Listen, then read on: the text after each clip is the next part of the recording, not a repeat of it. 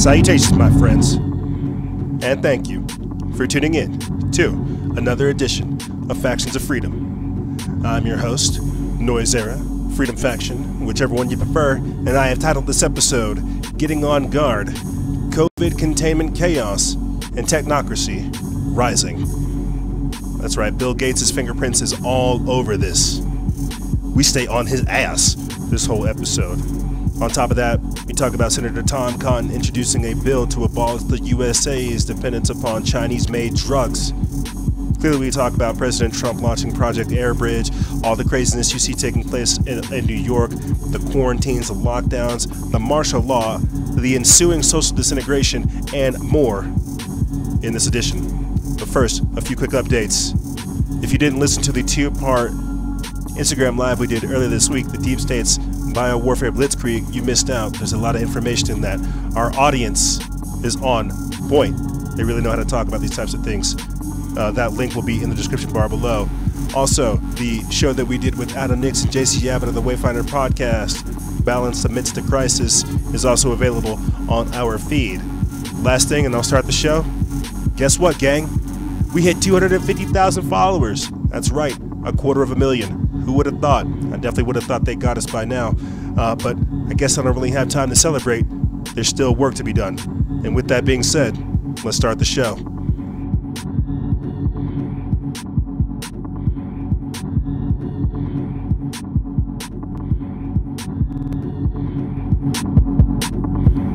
Salutations, my friends. And thank you for tuning in to another edition of Factions of Freedom. I'm your host, Noise Era, Freedom Faction, whichever one you prefer, and this is show number 1011, season 10, episode 11. I'll be honest with you guys, this is about the 9th time that I've done an intro, and I think I'll just keep it real short and simple and sweet, because every time I get to going, I get frustrated. I don't even get into the topics, man. I can't even break past the intros. Let me just see if I can boil it down for you. I should be going to, like I told you, my cruise over here on the Diamond Princess Cruise Line. I should be over there in Cozumel, hanging out in Mexico, sipping margaritas and mojitos, right? Sitting cruise side, chilling. I should also be celebrating my 3-year anniversary of going to the gym 3 times a week, right? I also should be celebrating my old lady, her birthday. I'm not going to tell you guys what it is because I don't want to get myself in trouble. If you guys listen to the Instagram Live that we did over there on the Wayfinder podcast with Adam Nix and JC Abbott, should be in Texas, recording the second part, making an anniversary series to the 4-part 8-hour series we did. The point is I should be doing a lot of things. As should you. We should all be doing a lot of different things. But because of this coronavirus pending our lives, like it's some kind of alien force akin to the miniseries, Independence Day, Childhood's End, or any of those other type, Colony on Netflix, any of these other type of TV shows that illustrate that type of world taking place, our whole lives have been upended by the coronavirus. How do we get past this, right? You're already having people tell us life will never be the same once the coronavirus ends. Now, I'll spare you my whole diatribe and rhetoric because I've done that at least several times before. We're on case number, I forget, I think we're on 8 or 9 right now. Yeah, the 8th or 9th time, good Lord. I don't even want to count. We're just going to go with this one. I'll say this and I'll start getting into the topics and things with you guys. This is something I briefly got into talking about this week on the Instagram Live, as well as on You Need Truth's Instagram. I don't want to say his name because he wants to remain anonymous. You know, he is anonymous. That's what they do. He's an anonymous type of cat. I called it the state of truth seeking, and I spoke about it in relation to this QAnon phenomena. A couple weeks ago, you guys saw me grab my medical mask and a pot, and I stirred the pot. Now, this QAnon phenomena has people, air quotes, trusting the plan. I don't trust that at all. It's the same reason why you guys now know my face, you know my name, you know my history, because I don't want to remain anonymous. I don't think that people should listen to cryptic messengers. I don't think they should have to decipher this type of stuff. My approach towards delivering this information and this knowledge is just giving it to you outright, letting you choose how you see fit.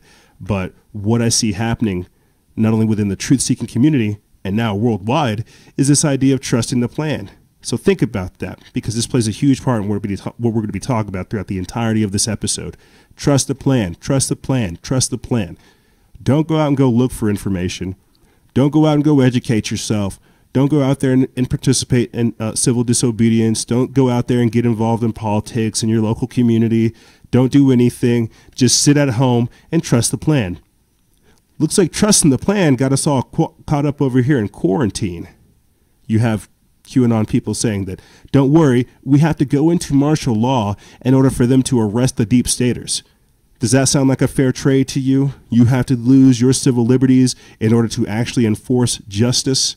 You see, this idea of trusting the plan, this intellectual immaturity that I see a lot of people practicing, is very dangerous, because you're allowing for some cryptic messenger, some off-brand group to tell you that it's okay to not do anything. We've got it all under control. Don't ever let anybody tell you that. That's dangerous in any aspect. I've said this too with the whole stay woke phenomena, capping off your mindset to where you don't feel like it's appropriate to go out and learn anything new, to go seek the truth, to go experience adversity, to learn discernment, to learn how to research, learn how to fact check so you don't have to believe and trust on just these fact checkers. If we have time, we'll get into how USA Today fact checked me, only to confirm that Event 201 was real. Bill Gates was doing it all there, that all those influential people were there. He just didn't particularly expect this variation of the COVID-19. We'll get into that later, but you get to the point I'm trying to make. The problem is we have people who are being lazy with their learning, lazy with their life, lazy with their brains, lazy, and this is why we're all just atrophying. This is why our souls are dying. This is why we as a race are not blasting off into the future. This is why we're having our whole lives throttled, and it's okay, because we've adopted this slave-like mindset where all we do is trust the plan, hoping that somebody or something else will take care of these things that scare us. People don't understand that you have to go into that tiger's den, you got to beat that tiger up, rip his teeth out, jam it in his eye, and that's how you're going to be successful. You don't sit up over there and wait for somebody else to take care of these things. You've got to figure out a way right then and there. And so when you've got all of the so-called conspiracy theorists or truth seekers or internet sleuths, whatever you want to call them, when you've got them just basically deactivated, trusting the plan, they're going along with it. It's the same thing with New Agers. It's the same thing with the masses. It's the same thing. We have been put into a position where people don't want to learn nothing. They don't want to teach themselves anything new. They want to just go along to get along. And that's that slave-like mindset. And that's why it's so dangerous. You see, this is the current state of truth-seeking. So if it doesn't feel like there's any hope out there, well, did you trust the plan? Because that would breed that hopelessness. You make your own luck and you create hope for others. You have to inspire it. But we've become so broken and destitute and dehumanized and disenfranchised from our power that we just trust some shadowy organization, QAnon, to lead the way. Not people who are actually putting themselves out there on the front lines, exposing these things, doing the work. Nope. It's easier to trust this mystery. And with that being said, ladies and gentlemen, because I don't want to do this another time, thank you for tuning into this edition of Factions of Freedom. We have a lot of different things to talk to you guys about. Basically, I don't want to copy John Oliver, but we're going to be doing a last week tonight, or at last week in this section, Getting on Guard, where we talk about Senator Tom Cotton, Trump signing the stimulus bill, as well as the executive order that called up literally 1 million reserve military personnel. There's a lot of different things going on. People have to understand that the time frame we're in is not one that's easy. Now,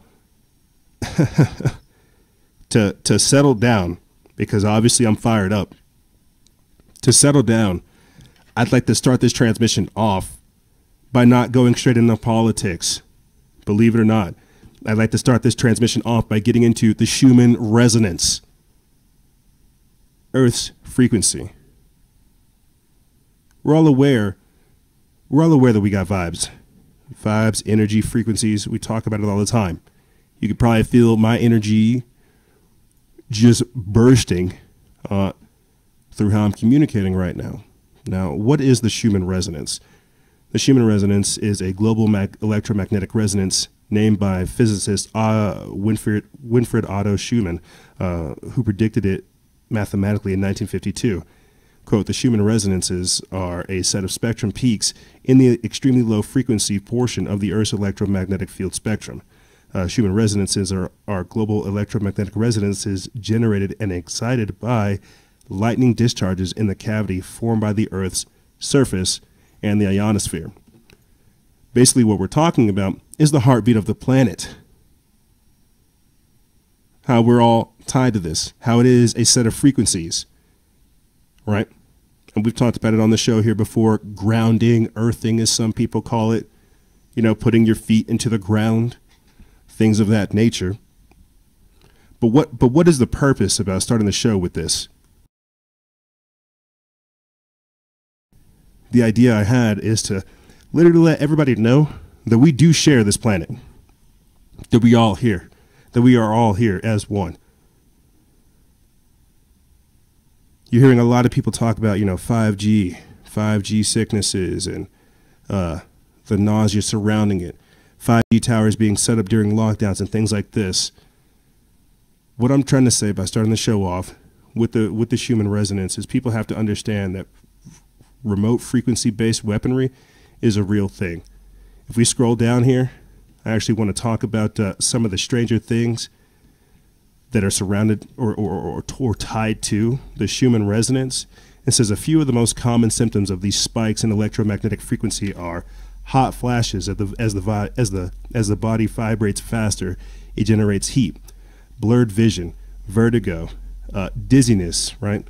Irregular or skipped heartbeats, unexplained pains that may linger to be acknowledged or mysteriously come out of nowhere and go, ringing in both one or both ears, high-pitched frequencies, harmonic tones, and sometimes temporary deafening, mood swings and emotional blocks come up, and they can be also resolved. Increasing intuition, a sense of knowing or remembering things that can guide you from difficulties, and increased sixth sense abilities. These next ones are very, very important too, because I think this is what a lot of people are experiencing, not only with the coronavirus, the flu symptoms, the Schumann resonance. And this is why I wanted to talk about this in the first place. People don't understand that this virus, as it's being projected, not as it is, but as it's being projected as it's much more lethal than it is. And so that's going to make a lot more people stressed. A lot more people are going to freak out. That energy is going to be transferred to the Schumann resonance. We're all going to be picking up on that. Basically, what I'm trying to explain to you is that the virus itself may not be deadly, but the social contagion aspect of it is. And that social contagion aspect transfers or translates into the energetic output.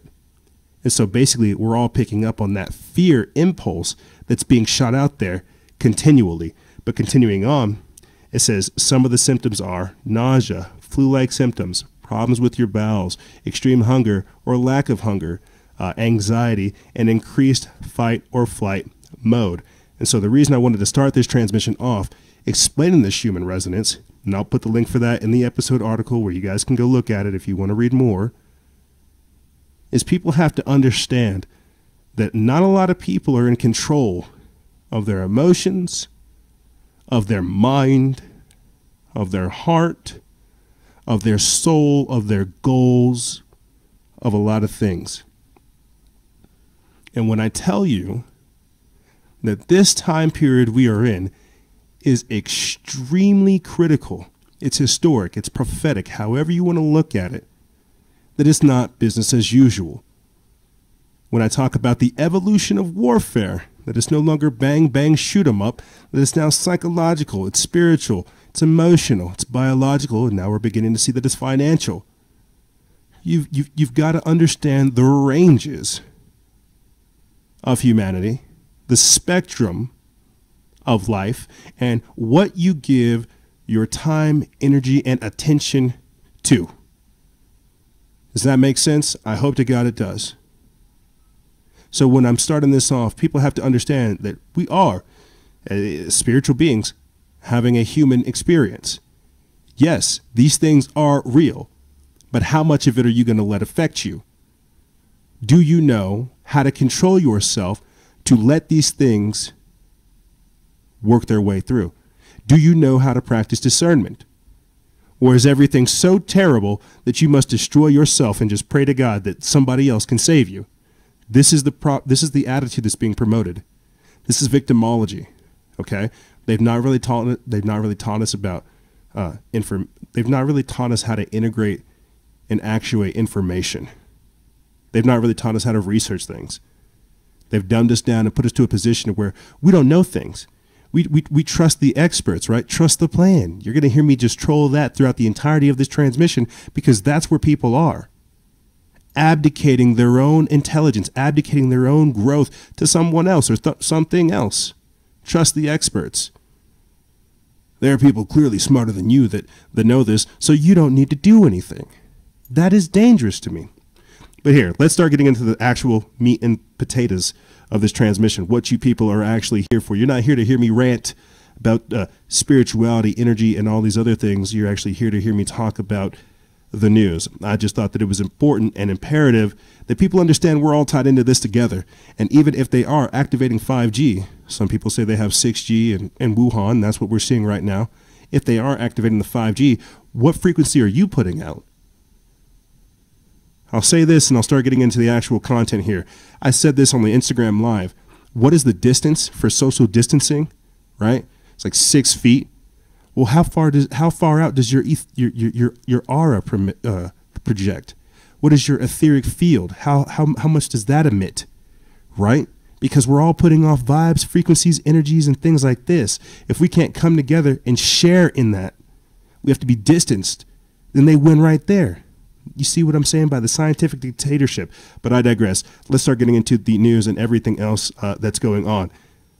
Last week, and I think that this is one of the primary things that have been going on. Last week, Senator Tom Cotton introduced a bill to abolish USA's dependence on Chinese drugs. And for people who don't know about Senator Tom Cotton, this dude has basically been one of the champions trying to stay on China's keister and Beijing, explaining that these people have a bioweapon. This was a bioweapons attack. They need to convince us that it wasn't that. He was the one who famously said that that virus went into the Wuhan market before it came out. But let me read this article and then I'll get that clip up for you guys. We put this up March 27th. It's by Sean Anatolabi of News Punch. It says Republican Senator Tom Cotton has introduced a bill that seeks to abolish the USA's dependence on Chinese medical supplies. Speaking to Fox News on Wednesday, the Arkansas senator criticized the Chinese regime over the global coronavirus pandemic, declaring that China unleashed this plague on the world. Host Steve Ducey first asked Senator Cotton about the coronavirus relief legislation that lawmakers have spent several days arguing over, whilst American lives were being lost to the virus. Cotton assured viewers that the bill isn't the one that Speaker of the House Nancy Pelosi proposed, and that there would be, quote, some more money for, quote, people who are losing their jobs and, quote, medical equipment. DailyWire.com reports that Ducey also asked Cotton about a recent op-ed penned by the senator and Representative Mike Gallagher for Fox News, in which they argue that the United States must end its pharmaceutical dependence on China. Cotton replied saying this, "Yeah, things like antibiotics and ibuprofen and Advil are all made in China for the most part. It's time to bring the manufacturing capacity back to the United States, time to bring a lot more back to the United States from China. China unleashed this plague on the world, and there will be a reckoning when we're on the backside of it." In the op-ed, Cotton and Gallagher write that America's dependence on China for pharmaceuticals poses a huge national security risk, and that the low quality of Chinese-made drugs has been dangerous in the past and could be dangerous in the future as well. To put the United States' dependence on Chinese pharmaceuticals to an end, Cotton and Gallagher have introduced the, quote, Protecting Our Pharmaceutical Supply Chain from China Act. They write that, quote, our bill will require federal entities like the Department of Defense, VA hospitals, Medicare, and Medicaid to cut off purchases of drugs with Chinese ingredients no later than 2025. This requirement would phase out over a period of years to give drug companies time to adjust, but would put clear pressure odd imposters to stop doing business with the Chinese Communist Party. So basically they're saying no more. No more. No more dependency on China. No more. And this is actually good because we've talked about this, how it's like 80% of our drugs actually come from China. How crazy would it be if we actually had some kind of crazy war get out, World War III, where we have Chinese people over here invading us and we have to ask our enemies for the supplies? That's very dangerous. So yes, that is a strike right across the bow just to let them know this stuff is not going on. So when I tell you that part of me thinks we're getting put into a war footing, it's for situations like that. But again, people don't think about these things. They don't look at it. They don't want to think, oh, my drugs could be tainted. Oh, there are people who want what's worst for me. Here, let me play this quick clip for you guys, and then we'll continue on. It says right here, engineered bioweapons and coronavirus, another conspiracy theory quickly becoming conspiracy fact. And this is of Senator Tom Cotton talking about the Wuhan coronavirus. They also claimed for almost 2 months until earlier this week that it had originated in a seafood market in Wuhan. That locals had contracted it from animals in, say, bat soup or snake tartare.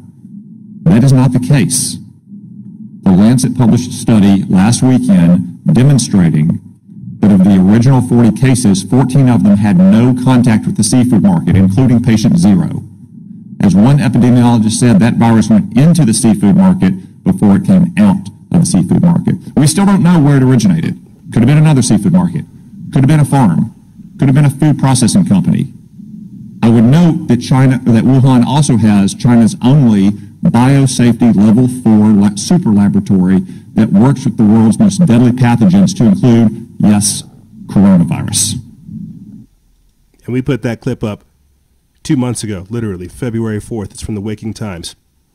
Yeah, and that's how crazy this stuff is. Now you have them literally trying to change the narrative, saying that America made the virus, that this is America's fault, when it literally clearly came from China. So you try to wrap your mind around that. But continuing on, this is another strange thing that happened last week. Citing coronavirus, the EPA has suspended environmental rules indefinitely. This comes from Jake Johnson over there at Truth Out Stories. They put this up March 27th. I think it's very strange because during the Event 201 pandemic, you had Johnson & Johnson actually asking for regulatory flexibility when it came to the development and manufacturing of vaccines.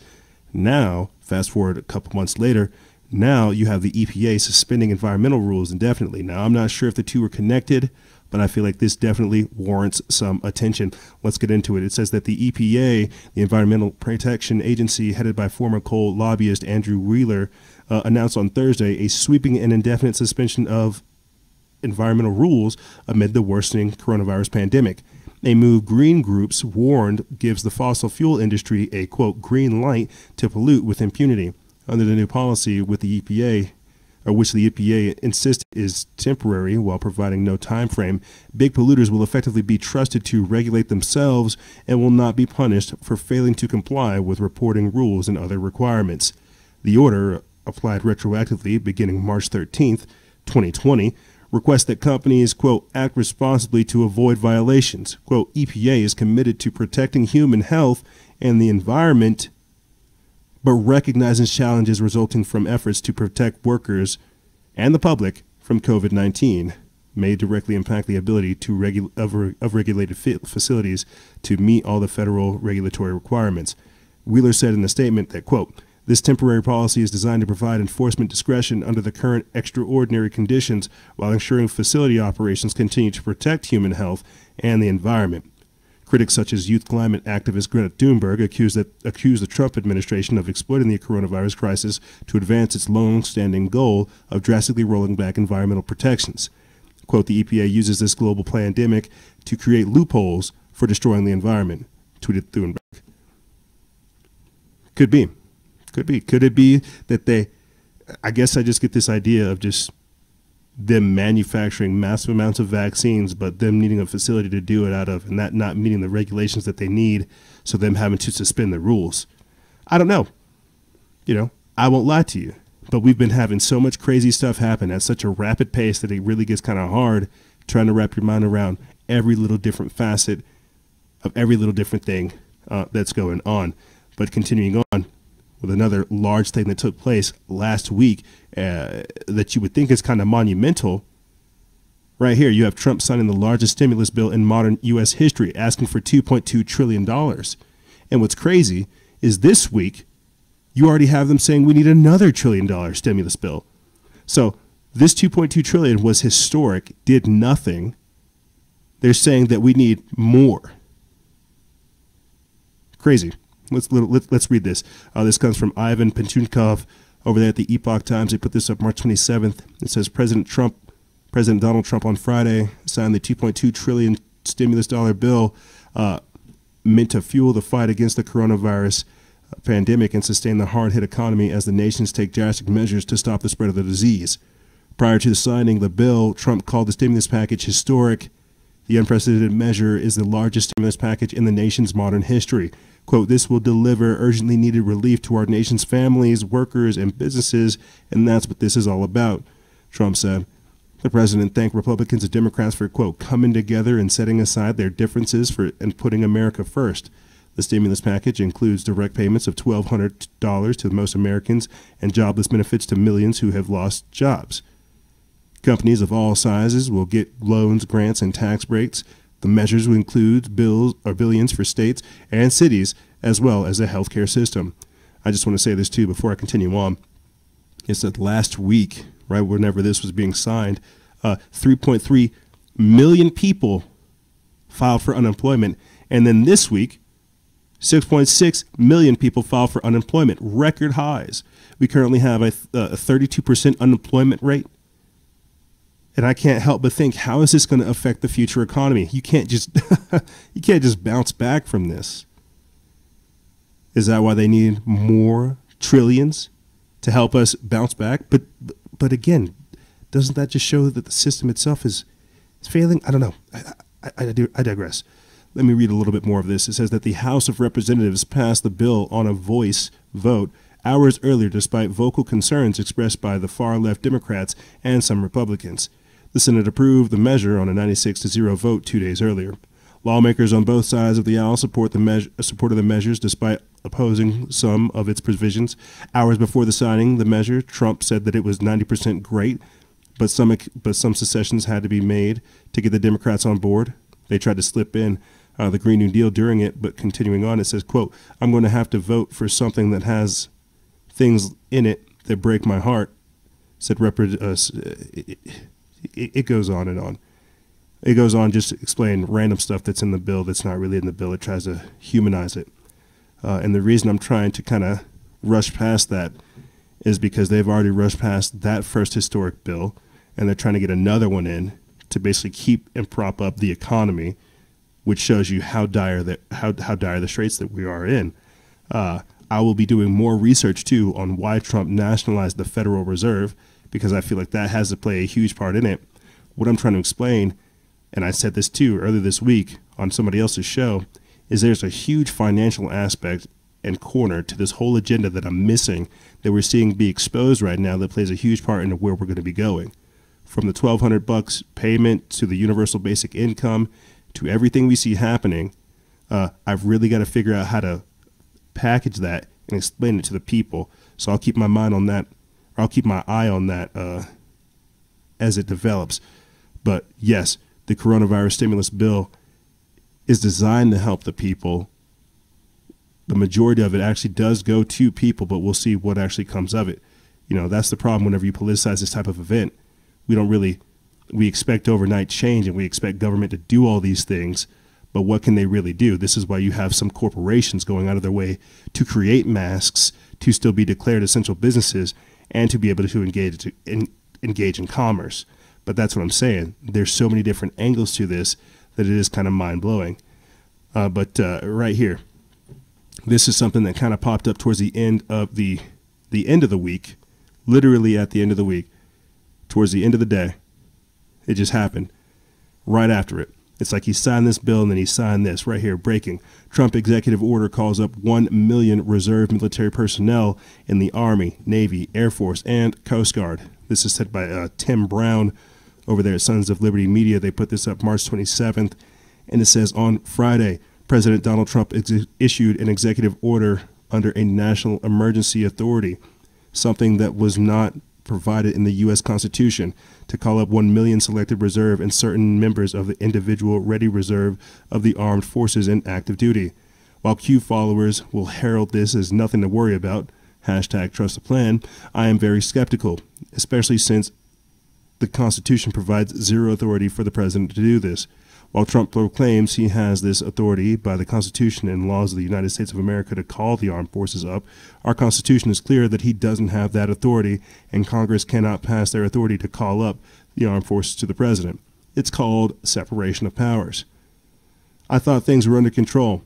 I thought it was just the Democrats making this hysteria a political issue. If that is the case, why violate the Constitution, usurp the powers of Congress given in the Constitution, and call up 1 million reserves? For what? A microbe?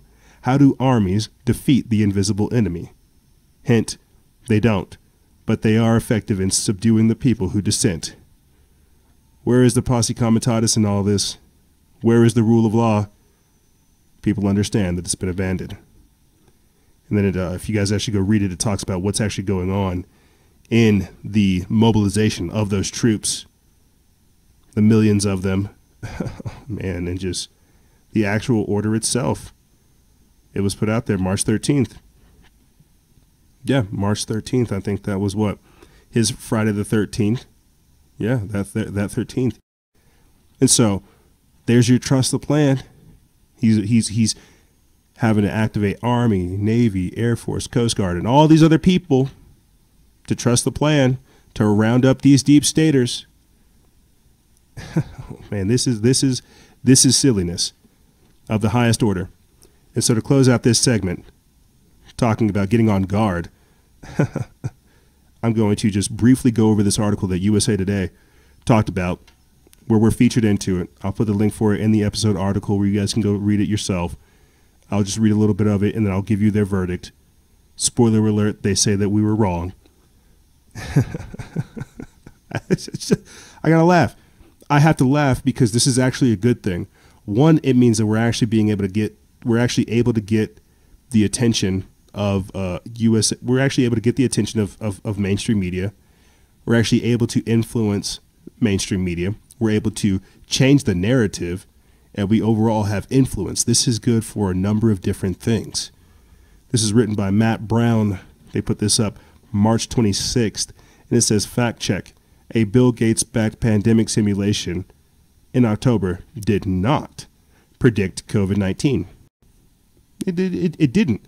It couldn't predict COVID-19. It goes on to say that as the COVID-19 pandemic disrupts the globe, rumors abound online about the origin of the virus.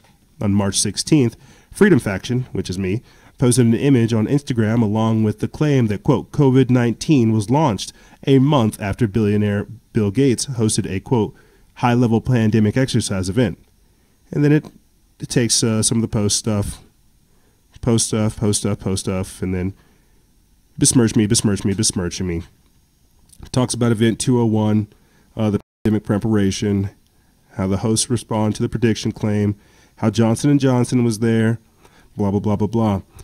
It says that their ruling was false. It says, although Event 201 was real, it was a real event affiliated with high-profile medical officials, business leaders, and government actors. The claim that the event predicted the current pandemic or is tied to directly in some way is unfounded. They say that we rate this claim as false because it is not supported by our research. There is no reason to believe that the current pandemic will resemble the Event 201 simulation, despite coincidences in the modeling and the timing of the simulation. So even though it just didn't predict this particular variation of the coronavirus, it's like, no, Event 201 was real. All those people were there. All those things happened. It's just we didn't predict this particular outcome. So with that being said, I want to say thank you, Matthew Brown, for going out of your way to come find us, to search for the truth, to give us an even bigger audience to help raise awareness. Because this is, I didn't even talk about this at the start of the show. We reached 250,000 followers. Yeah, I'm over here not caring about the followers, or not caring about the number of followers, not caring about what USA Today and all these other people are doing. I'm caring about the work, being able to make people aware of what's happening, raising the alarm so we can try to fight this. That's what I'm worried about. I'm not worried about attention and traction or views or any of this type of stuff. I'm worried about making sure people are aware of what's happening. But here's what's happening, ladies and gentlemen. We're going to take a quick break, and when we come back, we're going to be getting into some of the COVID-19 containment chaos. That's right. We're going to break this part up into two different things: cures and containment approaches, as well as getting into a war footing, the ensuing social disintegration and social engineering. Rhode Island police hunting down New Yorkers seeking refuge. Tent hospitals being erected in Central Park. Trump launching Project Airbridge. Governor Abbott of Texas using state troopers to enforce the quarantine at the Louisiana border. All kinds of different stuff, all kinds of craziness. We're going to be getting into this and more on the other side. Ladies and gentlemen, don't go anywhere. This is Freedom Faction over here on Factions of Freedom, and we'll be right back right after this.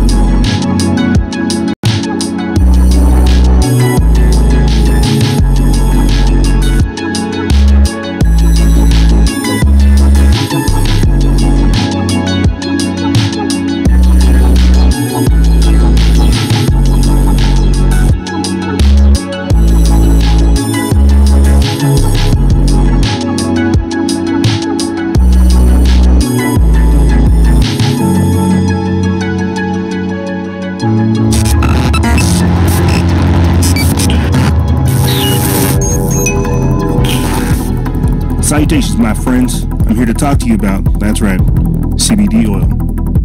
CBD oil can reduce the risk of relapse among alcohol and cocaine addicts, and you know they're trying to flood us with both. According to a 2013 study published in the British Journal of Clinical Pharmacology, CBD was proven to have these benefits: relieving pain and inflammation, having antipsychotic effects, reducing anxiety, helping to fight cancer, relieving nausea, treating seizures, lowering incidences of diabetes, and also promoting cardiovascular health. Realized that in 2014, Purdue Pharma received FDA approval for an opioid drug that claimed to help curb the opioid addiction. This will actually help you curb your usage of opioids as well as your reliance upon them. And remember, guys and gals, stay vigilant. Expose lies and share truth. This is Noise Era, Freedom Faction, out.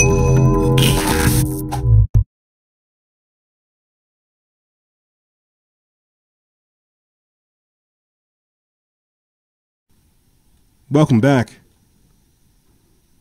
Thank you, and welcome back.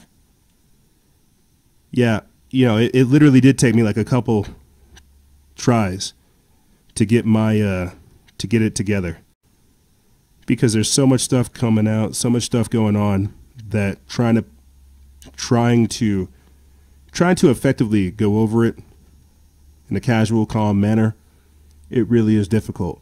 And I don't want to just get up over here and say, I told you so, I told you so, I told you so.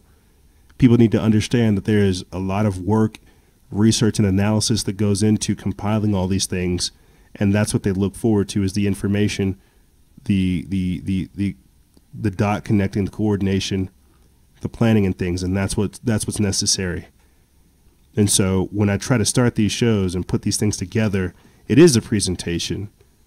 I sometimes look at it as like a business proposal type of deal. How can I get you to understand these things that are going on, while at the same time informing you about what you can do in your own personal life to where these things don't have that much of the desired effect upon you? You see. And with that being said, thank you, ladies and gentlemen, for tuning into this edition and this segment, the COVID containment chaos. Now, we talk about a lot of different things over here on the show. And I told you guys that earlier this year, I felt like I may have already had the coronavirus. That's why we took a week off. I bounced back. You couldn't hear the episode where my voice is kind of raspy and rugged and things like that. I feel like I may have already had the coronavirus because I don't get sick. I'd like to pride myself on my healthy immune system. I'm trying to work on my diet and this, that, and the third. But now you have another study from Oxford, because we went over one just last week. But you have another study from Oxford saying that millions are already infected, recovered, and immune to the coronavirus. You see, in the first half of this segment, what we're going to do is basically go over the cures and the containment approaches and how rationally it makes sense to kind of go through some of these things. But what's happening with the media is the hyping, the hysteria, the destabilization, and the chaos. And that is what's going to scare people. That is what's going to have us lose our freedoms. But here, let me get into this article. We put this up March 31st. It's from Max Slavo over there at SHTF Plan. It says a new Oxford study said that millions of people in the United Kingdom, and therefore in other countries, have likely already gotten the coronavirus, recovered from it, and are immune. But the mainstream media doesn't want this information to get out, and some want to work quickly telling people to, quote, not believe it. A newer model, which predicts the progression of the novel coronavirus, set off governments' reactions around the world and has systematically ruined lives across the Western world, not because of the virus, but because of the reaction to it. Pandemic produced by researchers at the Imperial College of London set off alarms across the world and was a major factor in the several governments' decisions to lock things down. But a new model from Oxford University is challenging its accuracy, the Financial Times reports. It says the head of the study, Professor Sunetra Gupta, an Oxford theoretical epidemiologist, said she will still support the UK's decision to shut down the country to suppress the virus, even if her research winds up being proven correct. But she also doesn't appear to be a big fan of the work done by the Imperial College team. Quote, I am surprised that there hasn't been such unqualified acceptance of the Imperial model. She said the acceptance of the original model was to ensure people would quickly be living a life in fear and one without a source of income to combat the totalitarian measures that have already been implemented and are still coming our way. Some media outlets say this newer model relies on assumptions, so we should disregard it. Yet the original model said that forced lockdowns and an economic crash is relying on the same thing, assuming no one has had the infection and forcing everyone into a frenzied panic to prevent it. If Gupta's work is accurate, that would likely mean a large swath of the population has already built up immunity to the virus, and locking them down is pointless. Theoretically, then, social restrictions could ease sooner than anticipated. What needs to be done now, Gupta said, according to the Financial Times, is a whole lot of antibody testing to figure out who may have contracted the virus. Her research team is working with groups from the University of Cambridge and the University of Kent to start those tests for the general population as quickly as possible. The worst part about this model is that the study is not the study itself, but the desperate attempts to hide it or render it invalid to ensure that the public remains in a state of fear. Because if you're scared, you'll give up those rights. No questions asked. No questions asked. And I think that's why week after week, I just keep getting progressively more angry, because as the weeks go on, we keep finding more and more solutions, or at least just more information that backs up our solutions, like this right here. What if the cure for the coronavirus were as simple as taking zinc? Now, basically since my birthday, the end of January, I've been telling people to take what? Zinc, selenium, magnesium, vitamin D3, fish oil, all iodine, silver, all kinds of different stuff. That's why I'm jacked up. I talk about being nutriented all the time. I love it. I tell you how I'm addicted to fish oil and magnesium. But now you have an article coming out from worldtruth.tv talking about how zinc could be the cure. So what would happen if we just started talking to people about their health, nutrition, diet, getting their life together again, taking their health back, not being so toxic, so deadly, so malnourished, so unhealthy? You see, this is why we teamed up with Dow Drops, consciously crafted vegan extracts, where they have all kinds of different berries. The we did a post about the goji berry ones. We've done one for elderberries. These are all different types of things that can help you. There's zinc in goji berries, but I digress. Let me get into this article real quick, and then we'll continue on. It says, it's now looking increasingly clear that zinc may truly be the, quote, silver bullet for stopping coronavirus infections and ending this global pandemic. This mineral is incredibly affordable, safe, and widely available, yet no one in the government or media is recommending that people take zinc, since it can't generate the billions in profits found in prescription drugs and vaccines. You see that? That's because big pharma, telehealth, they're the ones that benefit from this. Continuing on, it says this article isn't a self-serving promotion, by the way.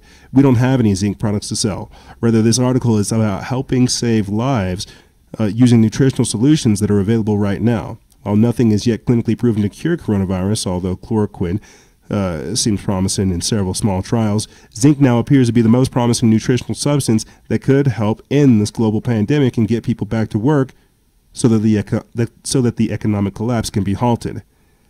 This says the combination of chloroquine and zinc appears to be especially potent. A study published in the PLOS 1 is entitled "Chloroquine is a zinc ionophore," and it describes how chloroquine drives zinc into cancer cells, making those cells highly vulnerable to apoptosis, cell death, in cancer cells. And it goes on to say that chloroquine enhanced zinc uptake by A2780 cells in concentration-dependent manner, as assayed using science speak fluorescent zinc probe. This enhancement was attenuated by TPN, a high affinity metal binding compound, indicating the specific. Anyway, zinc's going to help you. Zinc will help you. Zinc will help you. It got real sciencey for me real quick. Had a real hard time trying to wrap my brain around what was going on right there. But basically it talks about how zinc destroys it, makes it really hard for the viruses to get inside of your body. Thus, you won't be able to get infected so easily. You're able to boost your immune system.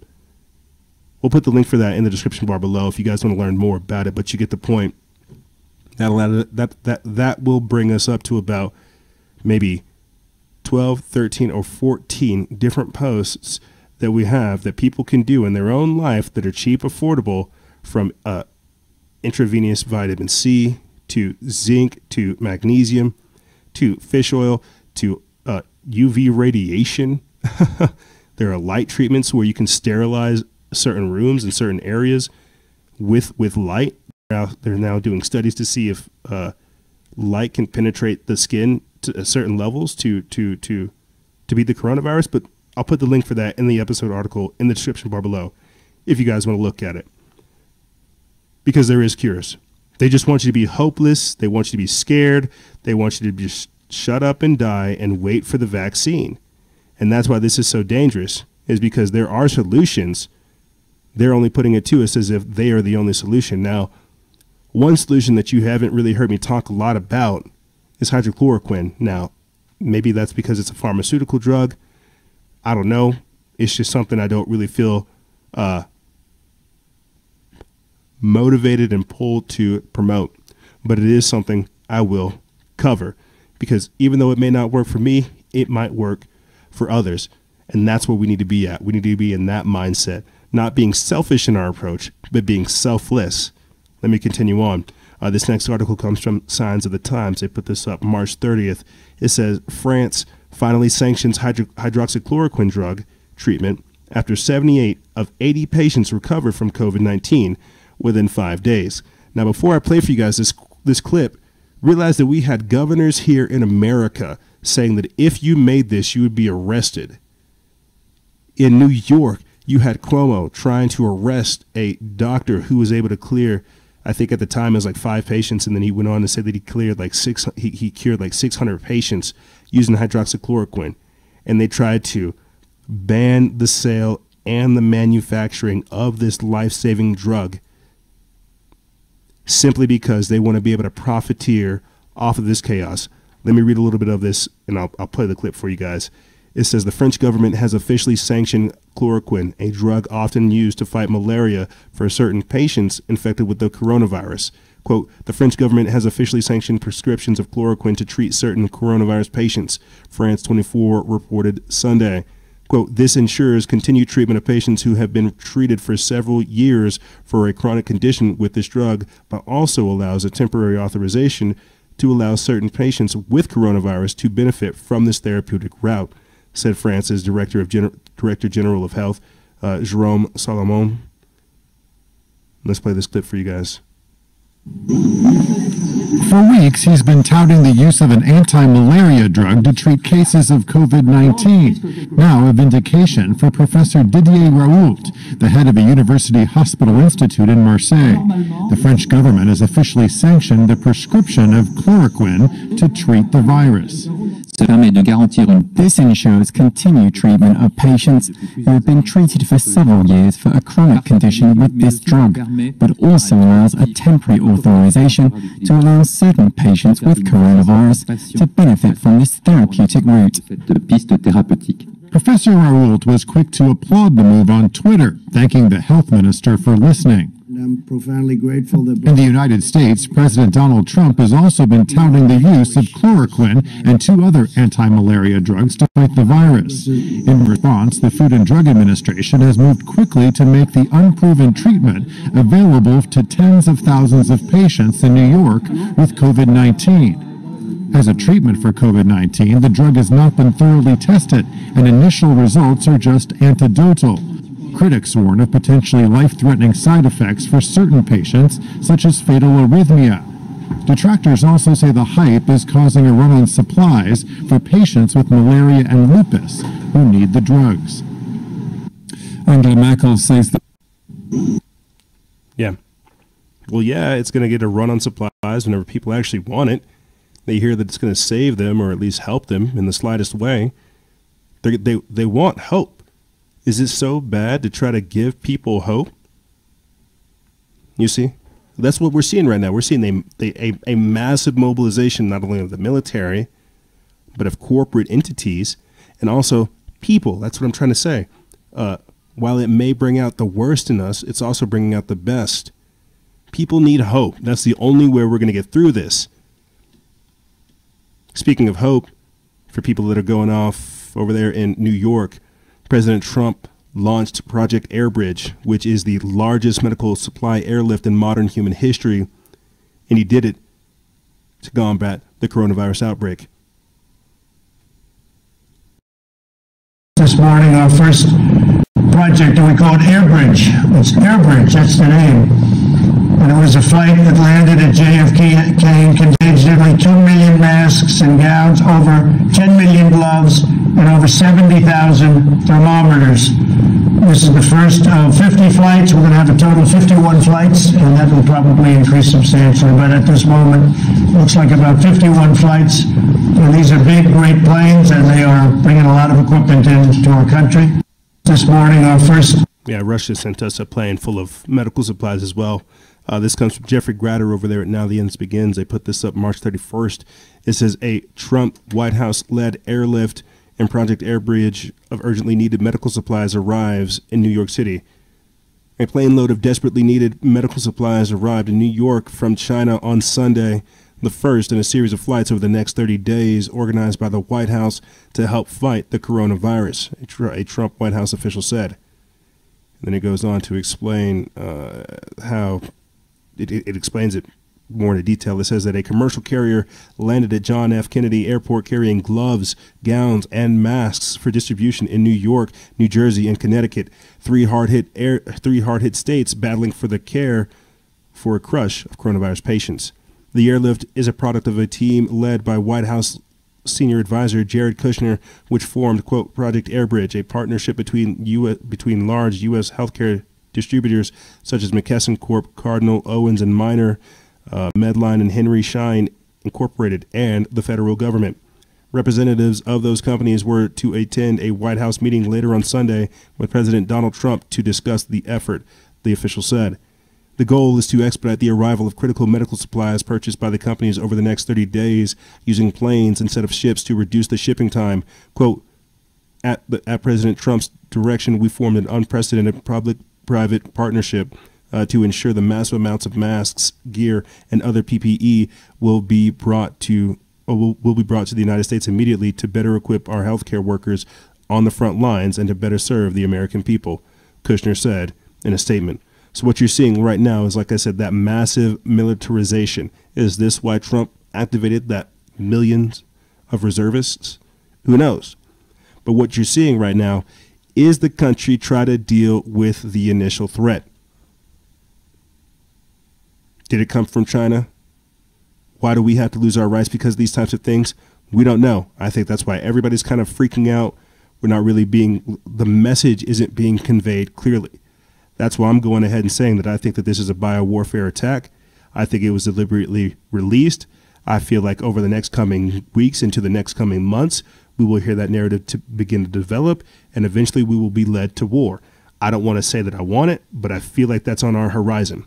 But continuing on, while we're still talking about what's going on in New York and taking care of the people there was a tent hospital that was erected in Central Park as the hospital ships have begun to arrive in New York City. Let's take a listen.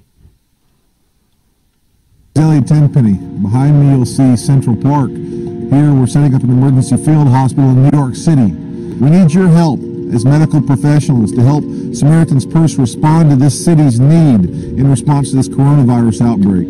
For more information on how you can help us respond to this COVID-19 outbreak in New York City, please go to SamaritansPurse.org. This comes from Zero Hedge. They put this up March 30th. It says, with an unprecedented 66,000 coronavirus cases now reported in New York State, an emergency hospital was erected in tents in Central Park Sunday as New York City's staggering toll of coronavirus deaths rose to at least 776, pushing the statewide count past 1,000. Quote, we're going to be using every place we need to use to help people. Mayor Bill de Blasio said, quote, or that's what Mayor Bill, he said that the last time, quote, this is the kind of thing you will see now as this crisis develops and deepens.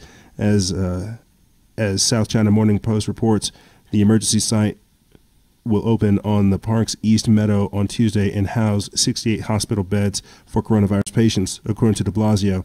He said that the Mount Sinai Health System, the faith-based charity Samaritan's Purse, run by Franklin Graham, a son of the late televangelist Billy Graham, the Central Park Conservancy, and his own office were collaborating on the undertaking. Graham put out a call for help on Twitter on Sunday and posted a video of workers building the tent, which you guys just saw, to house the field hospital. It says, quote, if you're a Christian, doctor, nurse, paramedic, or other medical professional interested in serving COVID-19 patients in our Samaritan's Purse Emergency Field Hospital, please visit the website.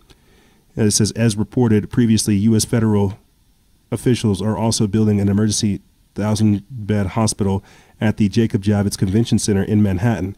The Army Corps of Engineers has also identified sites in Westchester County, home to the state's first largest cluster of coronavirus cases, and on Long Island for emergency hospitals. This is crazy. This is crazy.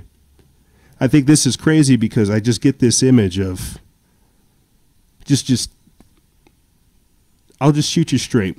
When I have all these different companies joining the fight, making gowns, masks, and all these other things, I can't help but think, does that mean there's going to be more bioweapons? Does that mean there's going to be diseases, releases of chemicals, more chemtrails?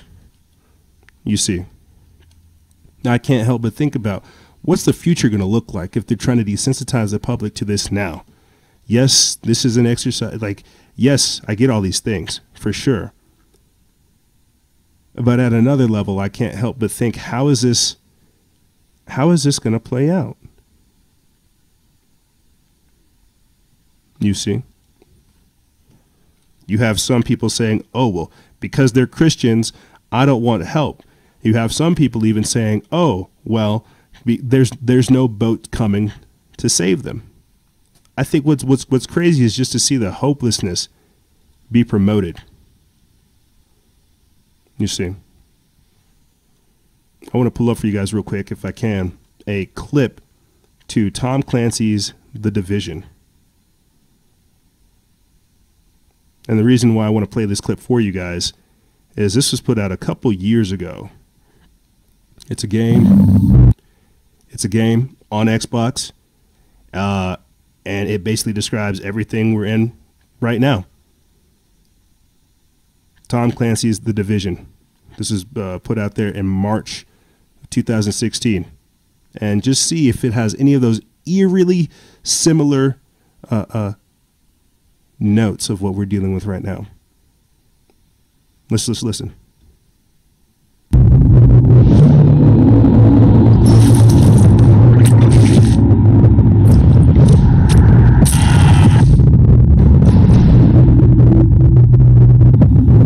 Some unknown virus gets released on money. You can say that.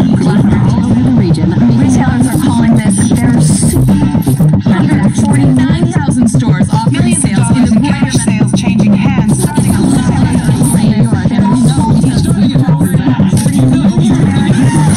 The stores. The flu season is off as early as the previously unknown variant of the 40s suspected case catching many experts.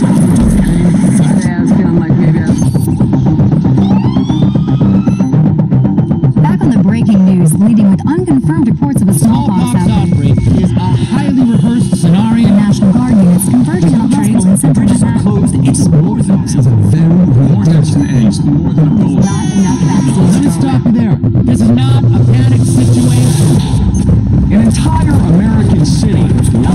Green poison. Central Park has been converted to a mass burial ground. Outages, gas line leaks, fires. The government's Expecting another night of widespread looting. People of New York are begging for help. First responders are either dead no resources available. Treated like animals. It's not our job. We're not trained for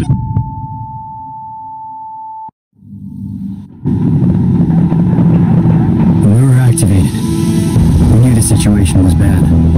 Worse than anyone knew. We're an elite, highly skilled group of embedded agents. They only call us when everything else has failed.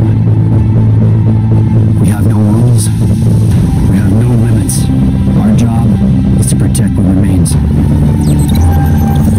We are your co-workers. We are your neighbors. We might even be your friends. When we get the call, We leave everything behind.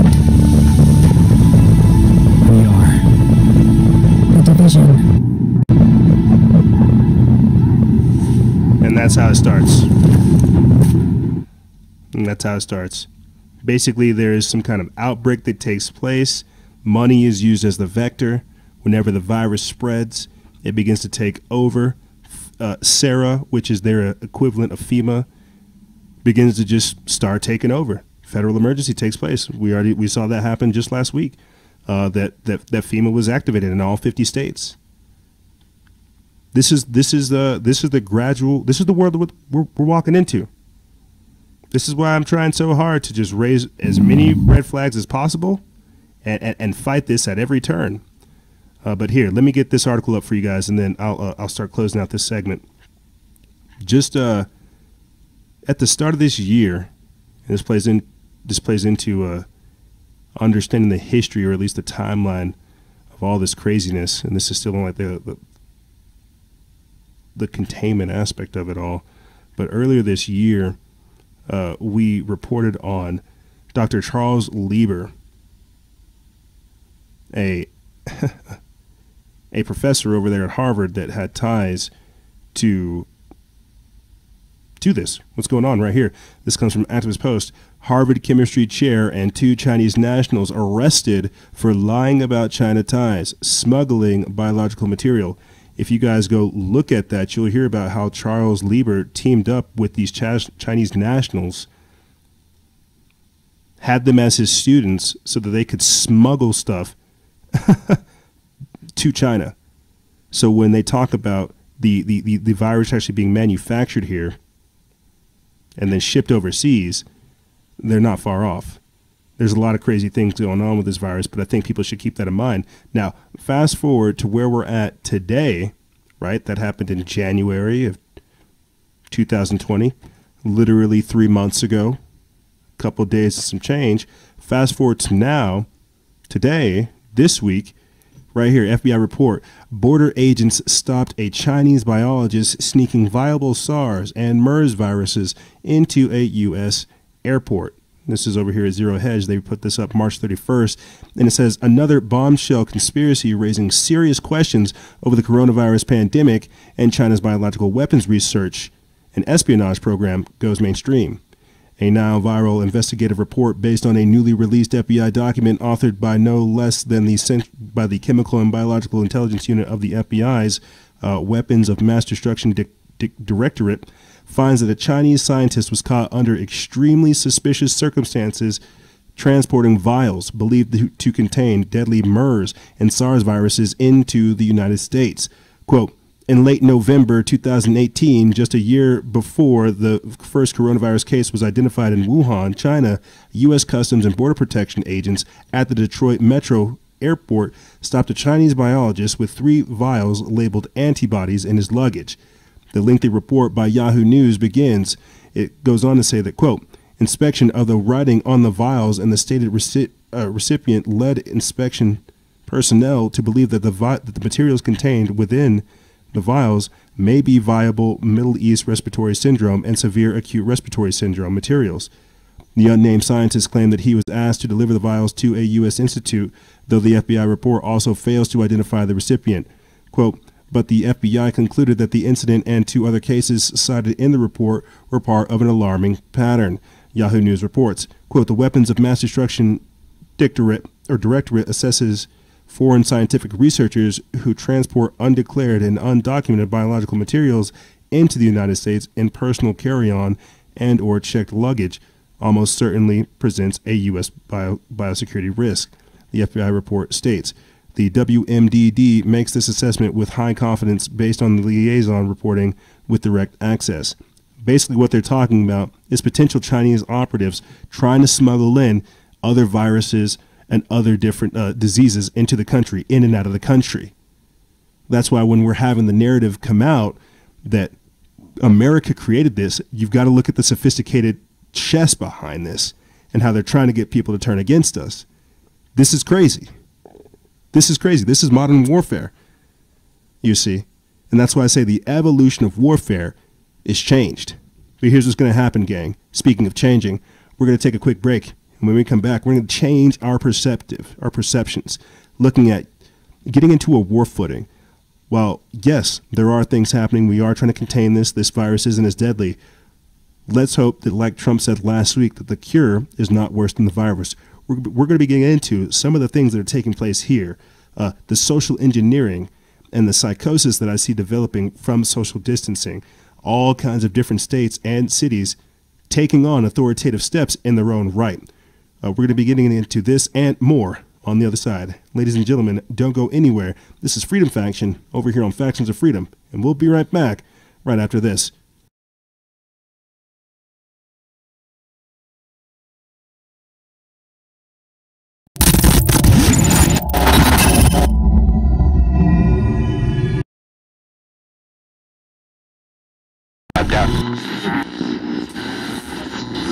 We have a evacuation of all counties. I report complete devastation. We have a giant squall, cloud, covering up everything in the path.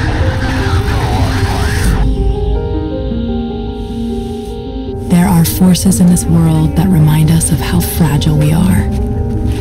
We thought we were safe. We thought it could never happen to us.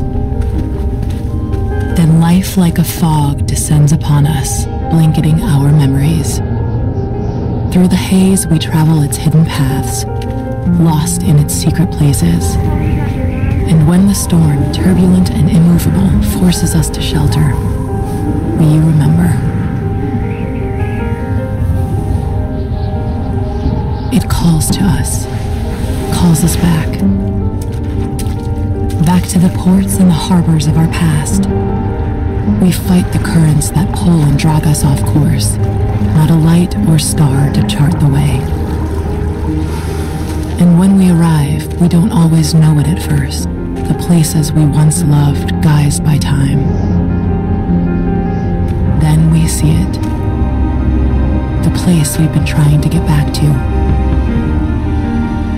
Safe at last, we've found our way home.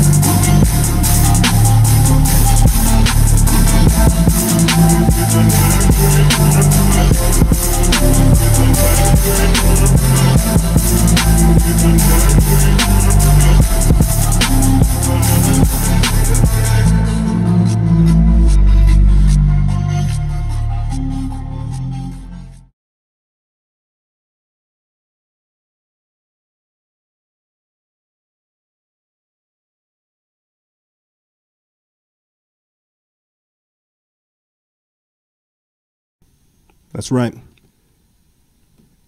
We're back, and I'm not wheezing. No Weezer here. Yeah, you know, there's so much information coming out these days. The best thing I can do is try to just put it out there, get you to start thinking, and move on. That's why we understand that the virus is real, but it's not as lethal. What's even worse is government trying to usurp our civil liberties and take our freedoms for us in the name of fear. Like we said before, it was Benjamin Franklin that said this: those that trade their freedom in the name of security deserve neither. And that's exactly where we're at. So what are we talking about getting into a war footing? What are we talking about? An interesting article popped up this week that I feel like encapsulates everything I'm trying to illustrate with the start of this segment, or at least with this segment in and of itself. We all don't want lockdowns, but we all want the coronavirus to pass. There's currently 327 million Americans right now, and I think we're at a shucks. I think we're coming up on maybe 50,000 deaths. But this article right here kind of encapsulates the mindset that we're at. Like I said before, the psychosis that I see people adopting. This is by Travis Geddes over there at Raw Story. Arizona governor alarms residents by refusing calls for a COVID-19 lockdown. It's like a sick experiment. Now, before I go into this, because I'm only going to read a little bit of it, but before I go into this, think about that. People are shocked that the lockdown doesn't happen. People want the lockdown. They've been frightened and scared, shaken to such a degree that they need the lockdown in order for them to feel safe. They need to be shut inside their homes and seeing everybody else shut inside their homes in order for them to feel safe. Let me continue on. It says that Arizona's Republican governor has so far resisted calls to issue a stay-at-home order, and he's frustrating local officials by refusing to allow cities or counties to issue their own. Governor Doug Ducey has shut down the state's school and libraries and called off elective surgeries, but movie theaters, gyms, bars, and restaurants remain open in counties without confirmed cases of COVID-19, reported The Guardian. Quote, many of you have asked if or when the state will move towards a stay-at-home policy, Ducey said last week. The answer is not at this time. The CDC is not there yet. Arizona is not there yet. We're not at the same stage as other states. The governor's refusal alarms Arizonans at high risk of COVID-19 infections who see others going about their daily business without paying heed to social distancing or other actions that could reduce the spread of the virus. Quote, it's really disconcerting because you just see these people and there's no social distancing, said Ann Connor, a 57-year-old cancer survivor with asthma who watches golfers crowd the course outside her Paradise Valley home. It's like a huge, sick social experiment. Arizona has 919 cases as of Sunday morning, up to 18% from the day before, but fewer than 14,000 tests have been conducted across the state of more than 7 million people. Quote, there's no virtue in waiting, said Yale epidemiologist Greg Gonzalez. Social distancing and business closures are meant to be preventative. They are not to be seen as something you do when it gets really bad. It is to keep it from really getting bad.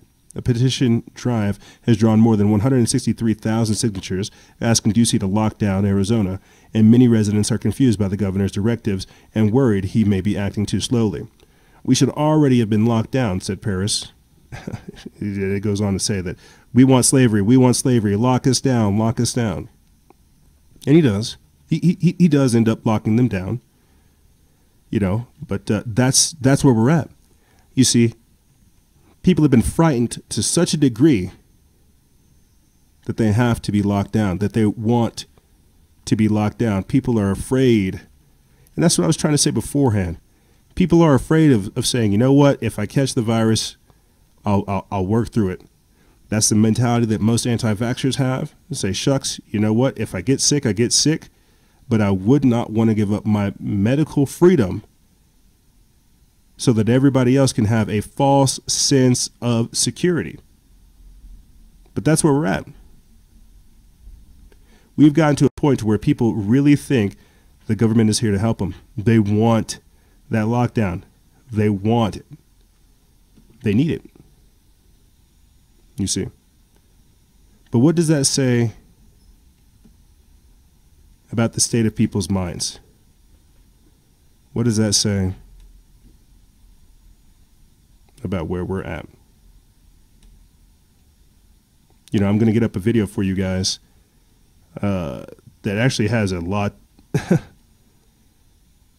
of connotations to it, but I want to try to find for you guys real quick that clip of Quarantine Karen, where she I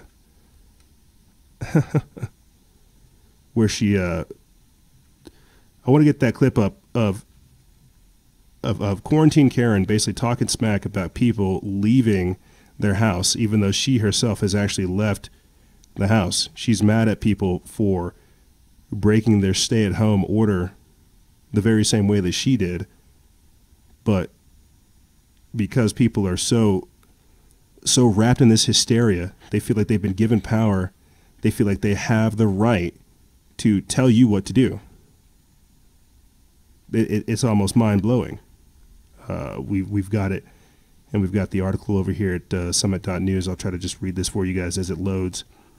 It says that a video posted to Facebook shows a woman threatening to call the police on her neighbor for violating the coronavirus lockdown. The clip is titled, "When Your Nosy Neighbor Catches You Leaving During the Lockdown," and it shows an angry woman confronting a young man as he sits behind the wheel of his car. Think about that. She's got the right. Your ass is grass. Do you understand? And if you... We've got to get that whole thing going. We've got to get this whole thing playing. But your ass is grass. Do you understand? And if you... So, be looking out for those cops. All right, I will. I'll be looking out for those cops. Sheltered in place. Go ahead, put me on social media. You're a little pup. Seriously? And seriously, I called the cops. I can't. Quarantine Karen. Quarantine Karen. We're going to do it one more time. Your ass is grass. Do you understand? And if you... So, be looking out for those cops. All right, I will. I'll be looking out for those cops. Sheltered in place. Go ahead, put me on social media. You're a little pup. Seriously? And seriously, I called the cops. I can't... I'm so scared. I'm so scared. You see how happy she is? You see how happy she is to say, I called the cops. You should be doing this. You should be doing this. Why are you not inside your house, Karen? Get inside your house, Karen. Start trying to call my family, Karen. But seriously, this is how emboldened people are. How happy they are. How willing to go into the slavery they are, and how upset they are that you're not abiding by what the government said. Didn't you hear? She's probably thinking that, you know, these kids are endangering her life and endangering her children's lives, and, you know, you see? So she has a moral obligation to go out of her way to tell you that you've got to get out of here. You've got to get out of here. This is that snitch culture, and it's creeping into America. Now, to continue on with the actual topics, with what's actually going on, the getting into the war footing, as I said before, there was an article that popped up at the start of this week that I think kind of terrified people. It was more or less a video that terrified people that currently has 78,000 views on our page, and it says, shock video, dead COVID-19 infected bodies being loaded into 18-wheeler with forklift in Brooklyn. Now, we put this up basically at the start of the week, and people really couldn't wrap their heads around it. You know, this is by Lexi Morgan over there at IntelliHub. We put this up March 30th. It says, shocking footage filmed by a man outside of a Brooklyn hospital on Sunday reveals bodies being loaded into an 18-wheeler by way of forklift as New Yorkers who break social distancing rules face fines. Now, people really discounted this simply because of how this gentleman spoke. Yes, he does sound a little strange. Yes, he does sound a little silly, but that doesn't discount what's actually going on, and I'll try to narrate it for audio listeners as it's playing. Y'all, this shit is for real, y'all. This is for real. This is for real. This is Brooklyn, y'all. Family, y'all take it serious. Y'all take this thing real serious, y'all. This is for real. This is for real, y'all. This is for real. This is real. This is right here in Brooklyn. This is right at Brooklyn Hospital. Y'all, this is for real. They put the bodies in 18-wheeler. Yeah, obviously the man is shocked and scared. How would you feel? You're just driving by this hospital you see every day, I'm sure, and then out of nowhere you see the guys in the white suits loading bodies. Not unloading anything from the truck, but loading things into the truck, and we've actually reported on that here. China did the very same thing. We're wondering about these mobile incinerators. China deployed 40 of them. You see, America will handle this a little bit differently. They'll load people up into those actual 18-wheelers and dispose of them in at another location. You see. I'll play a little bit more of this. This may make you want to take it serious, okay? This is for real. My hand is shaking because it's hard to look at this right here, what I'm saying right now. It's hard to believe this. But y'all, this is for real. This is for real. This is live from Brooklyn, New York. Brooklyn Hospital. They're putting bodies in the back of a freezer truck, y'all. Please stay inside. This is for real. This is for real, y'all. And this is Lord have mercy, help us. This is in Brooklyn. This is in New York. One of the hardest hit areas. And I've really been trying to make people think about this. Some of the common environmental factors between China, Florida, New York, California, Seattle, and more. Italy, air quality. Is it because it's humid? Some people are saying because that the virus can't survive in humid areas. I'm thinking because of the air quality, because of the high-rise buildings. Who knows? But what are some of the common factors associated with these outbreak areas, and why are we not talking about that?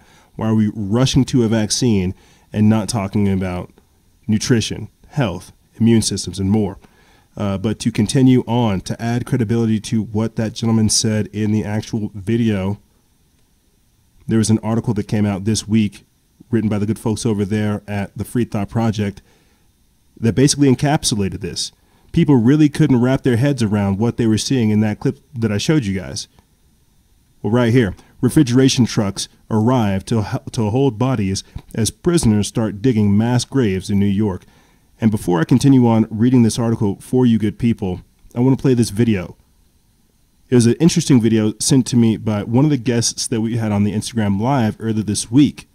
I coupled it with this video, or with this article from the Epoch Times, titled, U.S. rushes to build makeshift hospitals as death tolls rises by 800 in one day. Now, the clip I'm going to play for you guys is of a nurse, of a doctor, somebody in the medical health field in one of these areas, literally just filming bodies from room to room.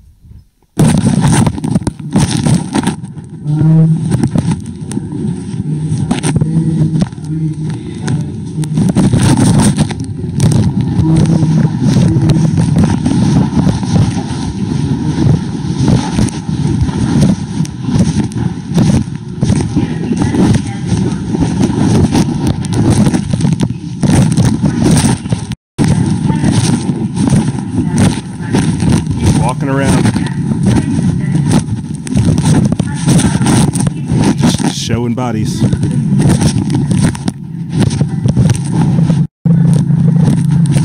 bodies after bodies after bodies. Bodies on the floor.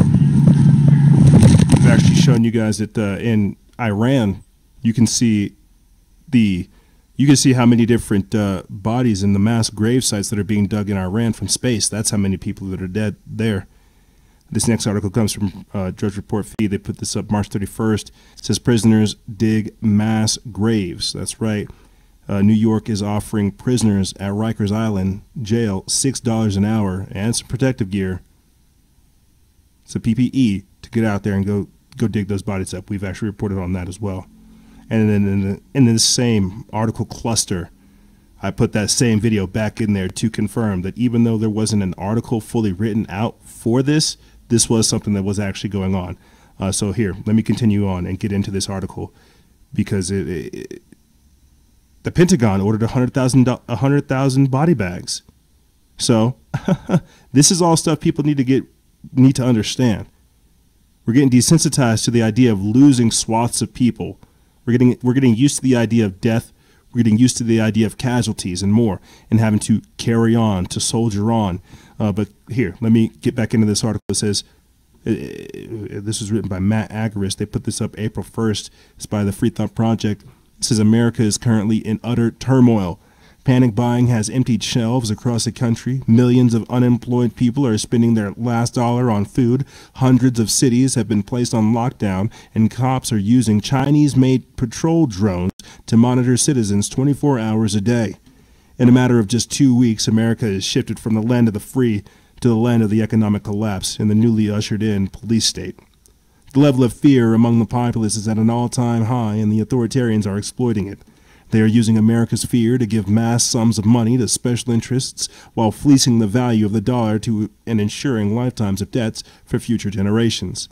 As if this situation couldn't get any more grim, a report from The Intercept this week, confirmed by Avery Cohen, a spokesperson for the office of the mayor Bill de Blasio, points out that Rikers Island prisoners are being offered incentives to dig mass graves. The city of New York is offering prisoners personal protective equipment and $6 an hour, which is an extremely high number for prison labor, to dig mass graves on Hart Island.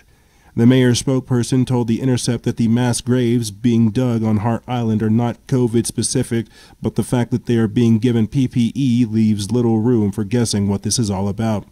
What's more is mass graves on Hart Islands are part of the city's contingency plan for pandemics, which we've gone over in the past and posted about on the page. According to the 2008 plan developed by the city's late chief medical examiner, Charles Hirsch, when regular city morgues are at or near capacity and New York City does not have access to additional cold storage units, the OCME will direct temporary internment at the Hart Island Cemetery, managed by the Department of Correction, the DOC, and its second-tier approach. Business Insider reported on the contingency plan earlier this month, but questioned whether or not it would be necessary. But according to a report this week out of the New York Post, city morgues and cemeteries are already overwhelmed, which is why I played that clip for you guys of these people just sitting dead AF over here on the floor because they're overwhelmed. And FEMA is sending 85 refrigerated trucks for bodies of those dying from COVID-19. Think about that.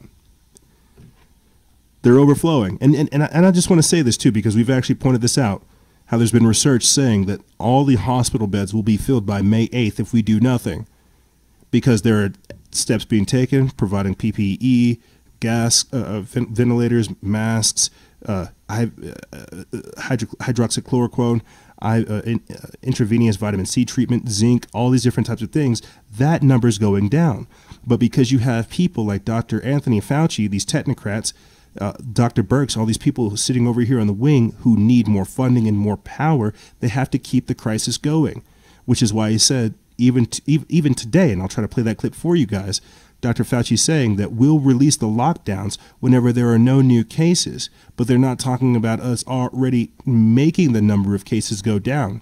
Yes, we have the number of cases because we're doing all the testing, but we're also being able to lower that mortality rate simply because of the treatments that are available. So when we're not talking about our successes, we can't talk about how we're getting out of it. We're just focused on the actual problem itself, and that's the dangerous aspect behind it. But here, let me continue on reading this article while I play for you guys this quick clip of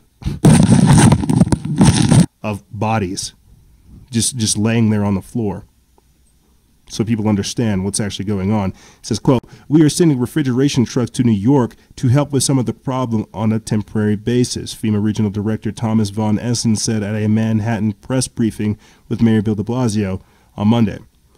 Now, inmates are being asked to clear a much larger area on Hart Island that can receive mass casualties. As the Intercept points out, Hart Island, though, quote, has limited burial space, the report noted, and, quote, may not be able to accommodate a large influx of descendants requiring burial, which the preparedness plan has estimated at between 50,000 and 100,000 in a pandemic with a mortality rate of 2%, in which 25 to 35% of the population is infected. The city document proposed employing the Department of Defense's temporary mass internment method, which places 10 caskets in a row, head to foot, so as to not stack them on top of each other. Hart Island is located off City Island in the Bronx. In 2008, Rikers prisoners were burying roughly 20 to 25 bodies per week there. The report found. So this isn't the only rodeo. But just, again, to show people the severity of what's actually going on so people really get that this is not a joke. These are those FEMA camps. These are those FEMA coffins. These are those disposable coffins that we've talked about literally being rolled out to people. And most people really I couldn't comprehend it whenever I was coming up upon it in research. But now we're just seeing it thrown out there right here. Pentagon orders 100,000 body bags for FEMA. This is written by Baxter Dimitri of News Punch. They put this up April 2nd. It says the Pentagon has placed an order for 100,000 green nylon body bags as government experts predict the coronavirus will claim the lives of more than 200,000 Americans. It says by Thursday morning, the U.S. death toll had surpassed 5,000 deaths and 90% of the country was on lockdown to try and slow the spread of COVID-19. With more than 215,000 cases, the government was expected to get nearly 50,000 body bags from a stockpile. However, preparations are being made to triple up as hospitals and morgues in states, including New York, become overwhelmed with victims and are running out of space. Daily Mail reports on Tuesday a forklift was used to help lift dead bodies. And that's that video I keep playing for you guys. We got the news, okay? Just because the news has to play catch up, USA Today having a fact check us, doesn't mean that we don't know what we're talking about. We got the news. We got the information. Anyway, the Daily Mail reported on it. It says on Tuesday, a forklift was used to help lift dead bodies onto a refrigerated truck outside of the Brooklyn Hospital Center. The COVID-19 death toll in the city is 1,139, and 47,000 confirmed cases, and hospitals have been using bed sheets to wrap dead bodies because they no longer have body bags. FEMA did not have a specific delivery date for the military-style remains pouches, sources told Bloomberg on Wednesday. It says the green nylon bags are usually distributed to war zones and measures up to 94 feet by 38 inches, or 94 inches by 38 inches. FEMA did not have a specific delivery date for the next 100,000 military-style remains pouches, and it just goes on to explain how solidarity is the only thing that's going to get us through this. Seeing this type of chaos on a routine basis and becoming desensitized is not healthy. You know, it's just crazy. It really is crazy to see all this stuff unfold at such an alarming rate. And I think is the crazier part about it. I don't think that I'm having my mind blown about what's actually happening. I think to a degree I expected it to all happen. I think what I'm having a hard time wrapping my brain around is how fast everything's just unfolding, and how it seems like, you know, week after week, day after day, things are just intensifying, like they're doubling down. And this is what I'm trying to tell you. You can't do these things and not expect some type of blowback. But here, let me play for you guys real quick this clip of Dr. Anthony Fauci saying that the lockdowns will continue until there are no new cases of the coronavirus. Looking beyond when we're on the other side of this curve, are we looking at living with some sort of social distancing guidelines, essentially until there's treatment or a vaccine? For example, people looking forward to the summer talk about, you know, going to baseball games, going to concerts. We have political conventions over the summer. Are things like that possible or safe without a vaccine or a treatment in place? Yeah, I think if we get to the part of the curve that Dr. Burke showed yesterday, when it goes down to essentially no new cases, no deaths at a period of time, I think it makes sense that you're going to have to relax social distancing. The one thing we hopefully would have in place, and I believe we will have in place, is a much more robust system to be able to identify someone who's infected, isolate them, and then do contact tracing. Because if you have a really good program of containment that prevents you from ever having to get into mitigation. We're in mitigation right now. That's what the social and physical distancing is. The ultimate solution to a virus that might keep coming back would be a vaccine. In fact, I was on the weekly conference call with the WHO-sponsored group of all the health leaders in the world who are dealing with this. And we all came to the agreement that we may have cycling with another season. We'll be much better prepared. We likely will have interventions. But the ultimate game changer in this will be a vaccine, the same way a vaccine for other diseases that were scourges in the past that now we don't even worry about. Yeah. And now you got Bill Gates over here talking about, yeah, we need 10 weeks. We need a hardcore 10-week shutdown in order for us to get through this. That's what he's talking about, that containment process. And in that containment process that both Dr. Anthony Fauci and Bill Gates have pushed for, they're pushing for a 3-point plan. You lock us down, you test us, and then you vaccinate us. That's how we're going to get out of this. That's what they want. You see the organized and calculated evil these these people do.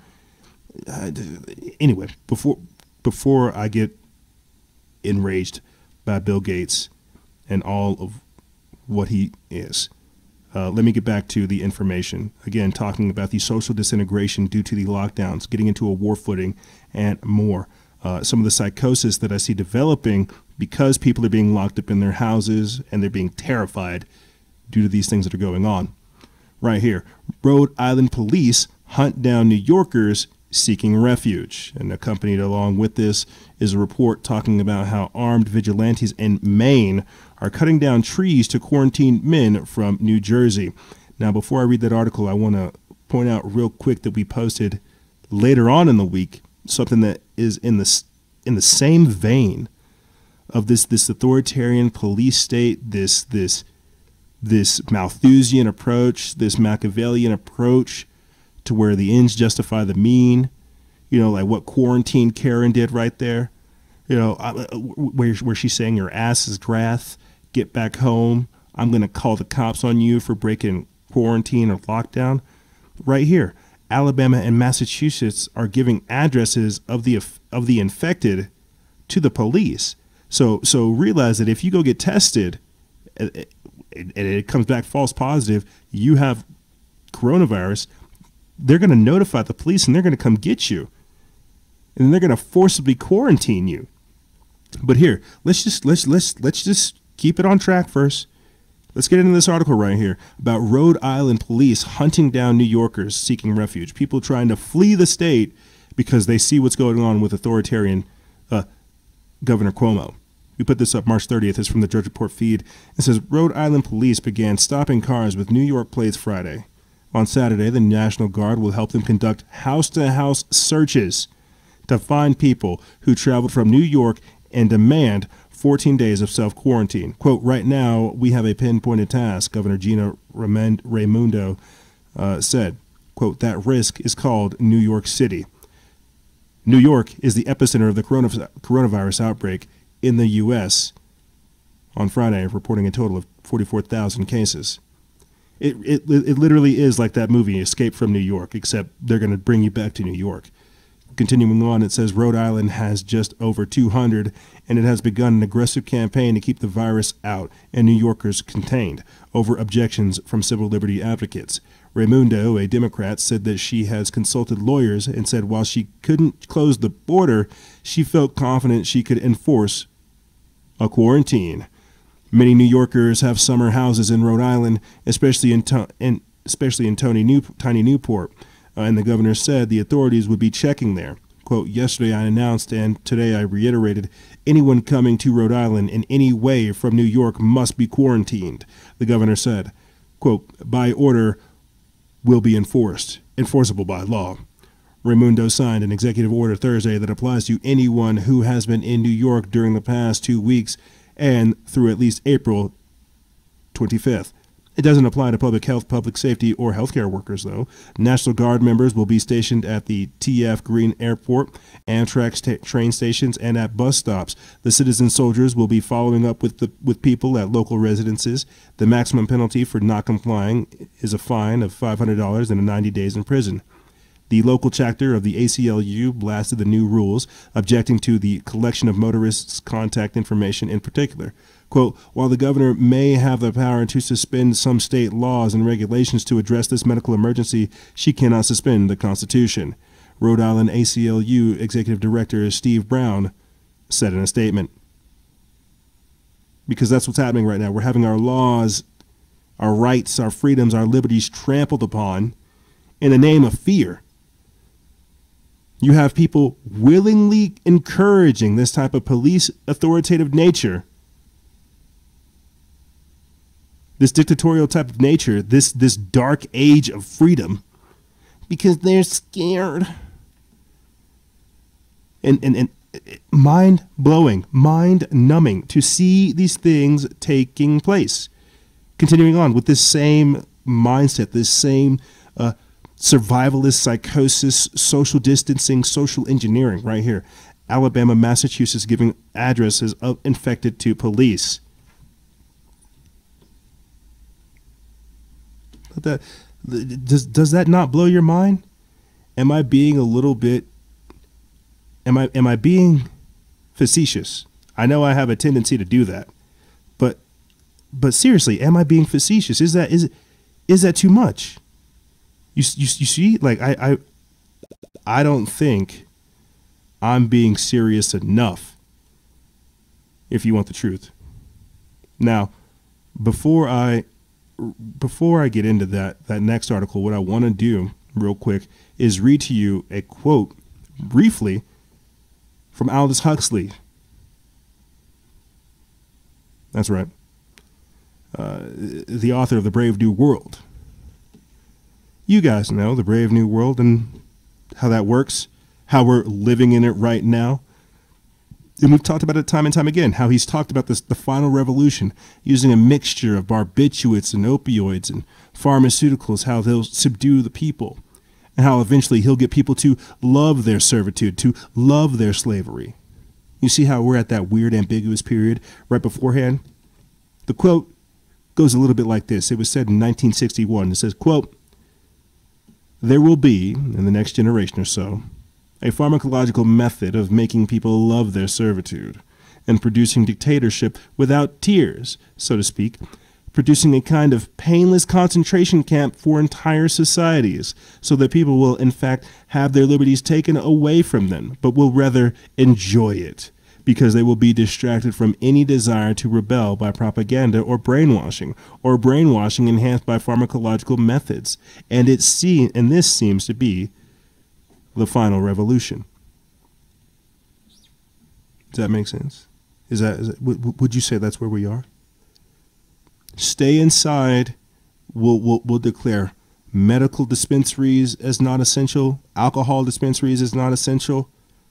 Church, that's not essential. You got to stay away from church. But liquor stores, you get to stay open. Weed stores, you get to stay open. Public gathering, that shuts down. The idea is to get people to love their servitude, to love being a slave. How is that not where we're at? You see, really think about the mindset that's being promoted. When Instagram and Snapchat have their hashtag stay at home, practice social distancing, wash your hands, think about these things. Getting people to love their servitude. Oh, if you want to be a real hero, you'll stay at home. You see how they're just casually making slavery cool again? And I get it. Because of how this was set up, the idea is that you're doing good by staying at home. But isn't that, again, more of that whole QAnon, trust the plan? Don't do anything. Because it seems like by not doing anything, that I'm going along to get along. I'm just hoping I don't rock the boat. Let's get back into some more serious stuff. Let me play this quick clip for you guys, and then we'll continue on. Your ass is grass. Do you understand? And if you be looking out for those cops. All right, I'll be looking out for them. Sheltered in place. Go ahead, put me on social media. You're a little punk. Seriously? And seriously, I called the cops. I can't. Okay, I'm so scared. I'm so scared. Getting people to love their servitude. Does it make sense? Let's get back into this article so we can start talking more about some of this serious psychosis that I see developing in people Alabama, Massachusetts giving addresses of infected to the police. It says 2 U.S. states, Alabama and Massachusetts, have begun providing the addresses of those who known to have been diagnosed with COVID-19 to police in a bid to contain the spread of, and protect first responders who might answer a call where a coronavirus sufferer is involved. Alabama began providing the addresses but not names to police and other emergency responders starting more than 1 week ago. The information is being distributed to 85 emergency communications districts in the state and is then relayed to police officers and other first responders when they go out on calls. Quote, "It's only on an as-known, as-needed basis," said Leah Misseldine, Executive Director of Alabama's 911 Board. The impetus behind this is to protect first responders because 911 receives the information and coordinates the response of first responders. That was deemed the most efficient way to share this information. Massachusetts' order went into effect March 18th. It allows the health board to share the addresses, again, not the names, of people who tested positive for COVID-19 with emergency responders. The order cites a need for continued operation of public health and safety services during the state of emergency. The Massachusetts order specifies the information may not be retained at the end of the executive order and that it should be only used for responding to emergency calls. You see how during a state of emergency you have no civil liberties? That goes right out the window. Rights, that's a joke.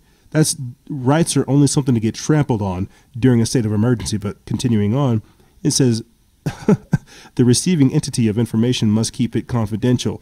Errol Sheehan, Director of Public Information at the Alabama Department of Public Health, said her state's authority to share the information is enshrined in Alabama state law.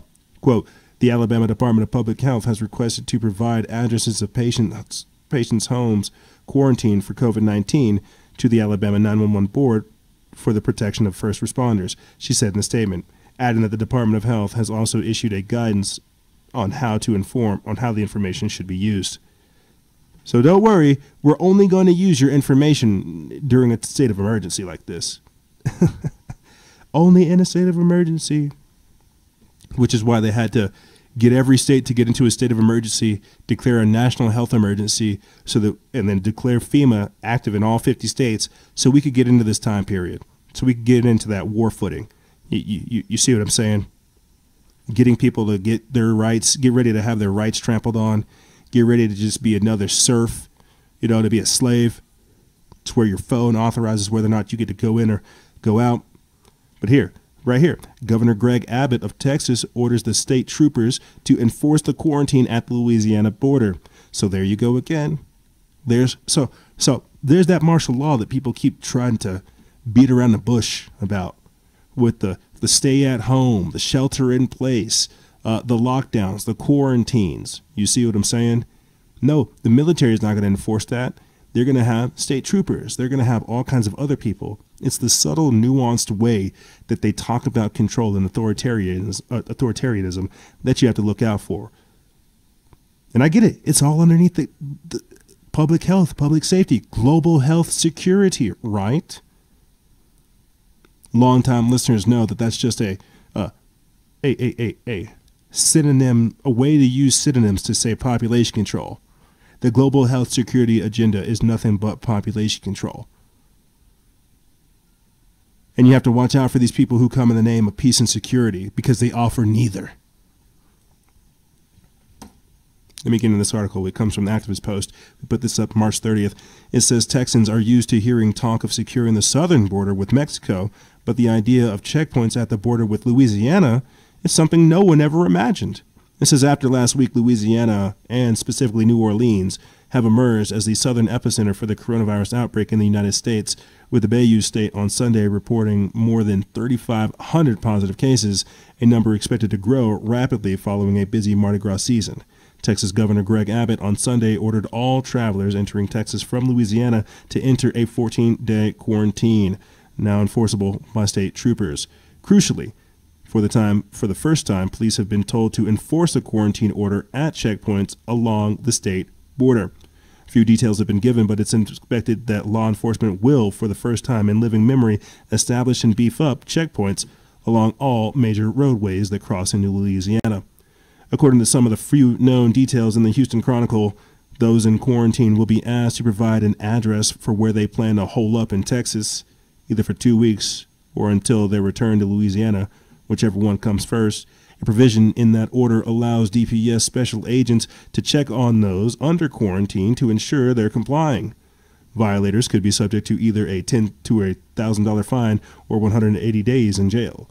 According to the 4-page document, another provision states that if a driver is showing symptoms associated with COVID-19, such as fever, coughing, or a shortness of breath, a trooper will follow them to their destination. It is similar to current interstate travel advisories and restrictions in place in Florida, New York, and New Jersey. The order takes effect Monday at noon and will involve unprecedented border control checks along the busy Texas-Louisiana border. Health officials have recently warned that the skyrocketing COVID-19 cases in Louisiana could threaten the entire southern region of the United States, which thus far have generally seen lower numbers than either the Northwest or the East Coast cities. That's right. Shutting it down. Shutting it down. Nobody's going nowhere. Nobody. You ain't going nowhere. Nowhere. And so that's why I'm not going to be in Texas in these next coming weeks. That's why I'm trying to hurry up and make it through this so that I can visit all these people, because this is crazy to me. You got drones enforcing environmental security procedures. You have Texas state troopers enforcing the border. You have cops having access to people, medical records, saying, "Hey, did you get that test? Where are you holding up at?" You see the incremental levels of control, and I can't help but think, well, what happens whenever like state troopers don't want to become border patrol agents? And then what happens when those state troopers that don't want to become border patrol agents become gun confiscation officers? Or better yet, to use their words, what happens whenever those state troopers don't want to become border patrol agents, and those state troopers that became border patrol agents now have to become UN disarmament officers? You see how that works? You see? So to finish out this segment, I'm just going to briefly mention this because it's already in the back of people's heads, and if it's not, you're not thinking straight. This comes from Michael T. Snyder. It's over there. The most important news. They put this up March 31st. It says it's only a matter of time until the COVID-19 lockdowns lead to civil unrest and violent crime. And end this little slide package that I've put together. I'll put the link for this in the episode article below. It also says that supplies are starting to get really tight nationwide as the food distribution systems are breaking down. People don't want to believe it, but I'm telling you, here in New Mexico, we're already having a shortage of eggs. We're already having a shortage of rices in other places. I've talked about it basically since February. How the military was running up around their bases, buying up all the food that they could. Not only did the food at bases get eaten up, places having storeable goods at the bases, did they get bought out? Walmarts, Costco's, Sam's Club, big box stores around those bases and in those areas all got their storeable goods bought up. My Patriot Supply, the people who we carry, we told you that they were getting information, that FEMA was buying up stuff, big banks were buying up stuff, corporations were buying up food, governments were buying up food, military is buying up food. But My Patriot Supply did not buy food, sell out, nope. They were trying to make sure that the civilians and patriots and people like us were taken care of. But now, even though that's the case, we're still getting information that right there, supplies are starting to get really tight nationwide and food as food distribution systems break down. So when you got people not wanting to go to work, expecting checks from the government, who's going to load up those trucks? I'll say this and move on to the next slide. I'm over here at the ghetto shooting range. I'm in New Mexico. I'm out here in the desert, so we got a lot of space to go shooting. I'm out here in the desert range. It's just outside of town. And I think it's just beautiful how it's set up because you can see all the cars, the highway, the RVs, the truckers, the 18-wheelers. You see them all just moving off over there in the distance, and you're just firing off rounds. And because of the wind and the distance, it's just covered up. It's so beautiful. I love it. And I'm thinking to myself, as I'm loading rounds into my mag, looking at these trucks go by, I'm like, food's fine. The food distribution systems are fine. So what's breaking down? Well, here's how it's breaking down. Those people that would be normally loading up the food and unloading the food, they're cut, that's been cut 50%. Some people are being told not to even go to work. So yeah, the food's getting loaded, but it's getting loaded at a shorter time. It's not being restocked at a faster rate. It's going to break down because eventually people are going to say, well, I don't want to go to work if I'm going to get a check from a government. You've got to understand there's so many different factors in this that it's dangerous. Here, but continuing on. Gangs in Brazil enforce their own lockdown as Bolsonaro writes off the coronavirus as a fantasy. That's right. They call it the disease of the rich because they don't believe it. And so I'll put the link for that in the description bar below in the website, the episode article. That's what I mean every time I say that. But let me read a little bit of this. How it's only a matter of time until the COVID-19 lockdowns lead to civil unrest and violent crime. When you're promoting all this scarcity, promoting austerity measures and so much more, you're terrifying people. It says the United States of America is basically closed for business, leaving citizens jobless, broke, and without options. We're facing restrictions on movement, the likes of which our nation has never seen.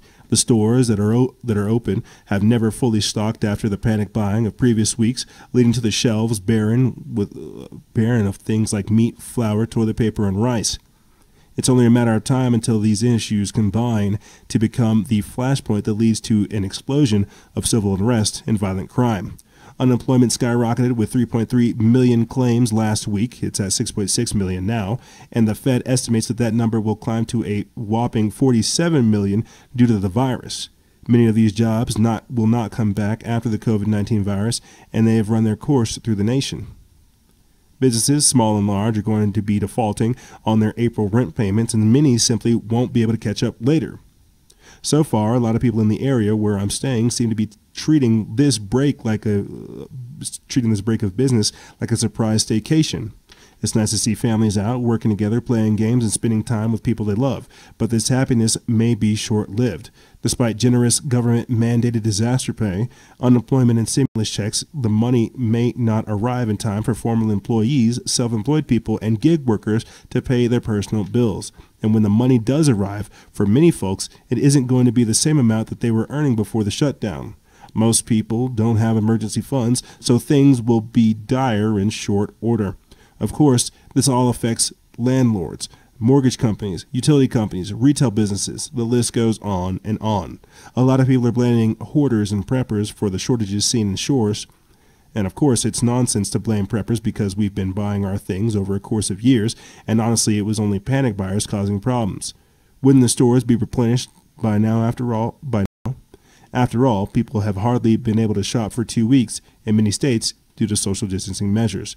And like I said, I'll put the link for that in the description bar below if you guys want to read more. It's a very lengthy article, really breaks down social disintegration and so much more.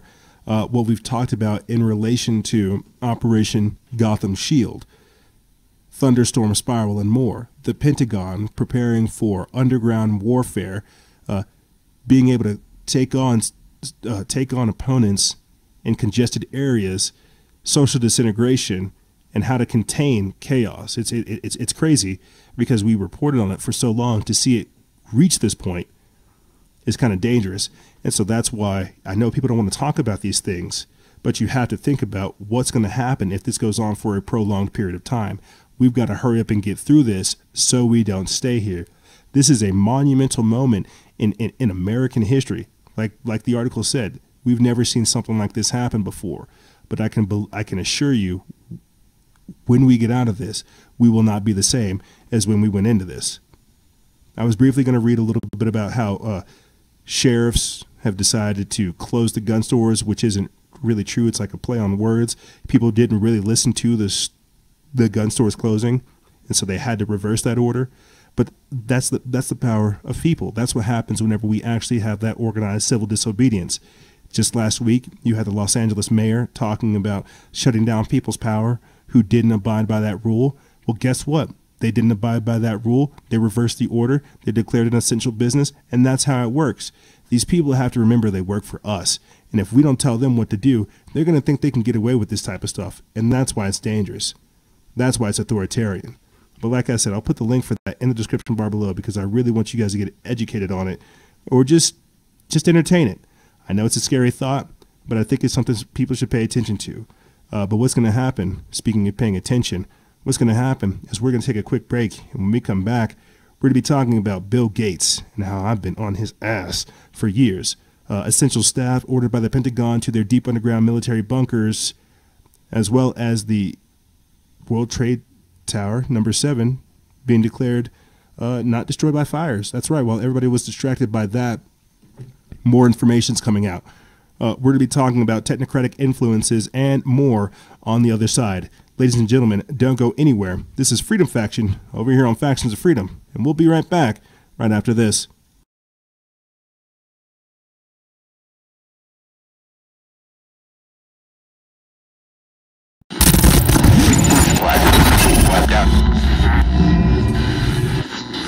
We have a evacuation of all counties. I report complete devastation. We have a giant squall, cloud, cowering over the other path. There are forces in this world that remind us of how fragile we are. We thought we were safe. We thought it could never happen to us. Then life like a fog descends upon us, blanketing our memories. Through the haze, we travel its hidden paths, lost in its secret places. And when the storm, turbulent and immovable, forces us to shelter, we remember. It calls to us, calls us back. Back to the ports and the harbors of our past. We fight the currents that pull and drag us off course, not a light or star to chart the way. And when we arrive, we don't always know it at first, the places we once loved, guised by time. Then we see it, the place we've been trying to get back to. Safe at last, we've found our way home.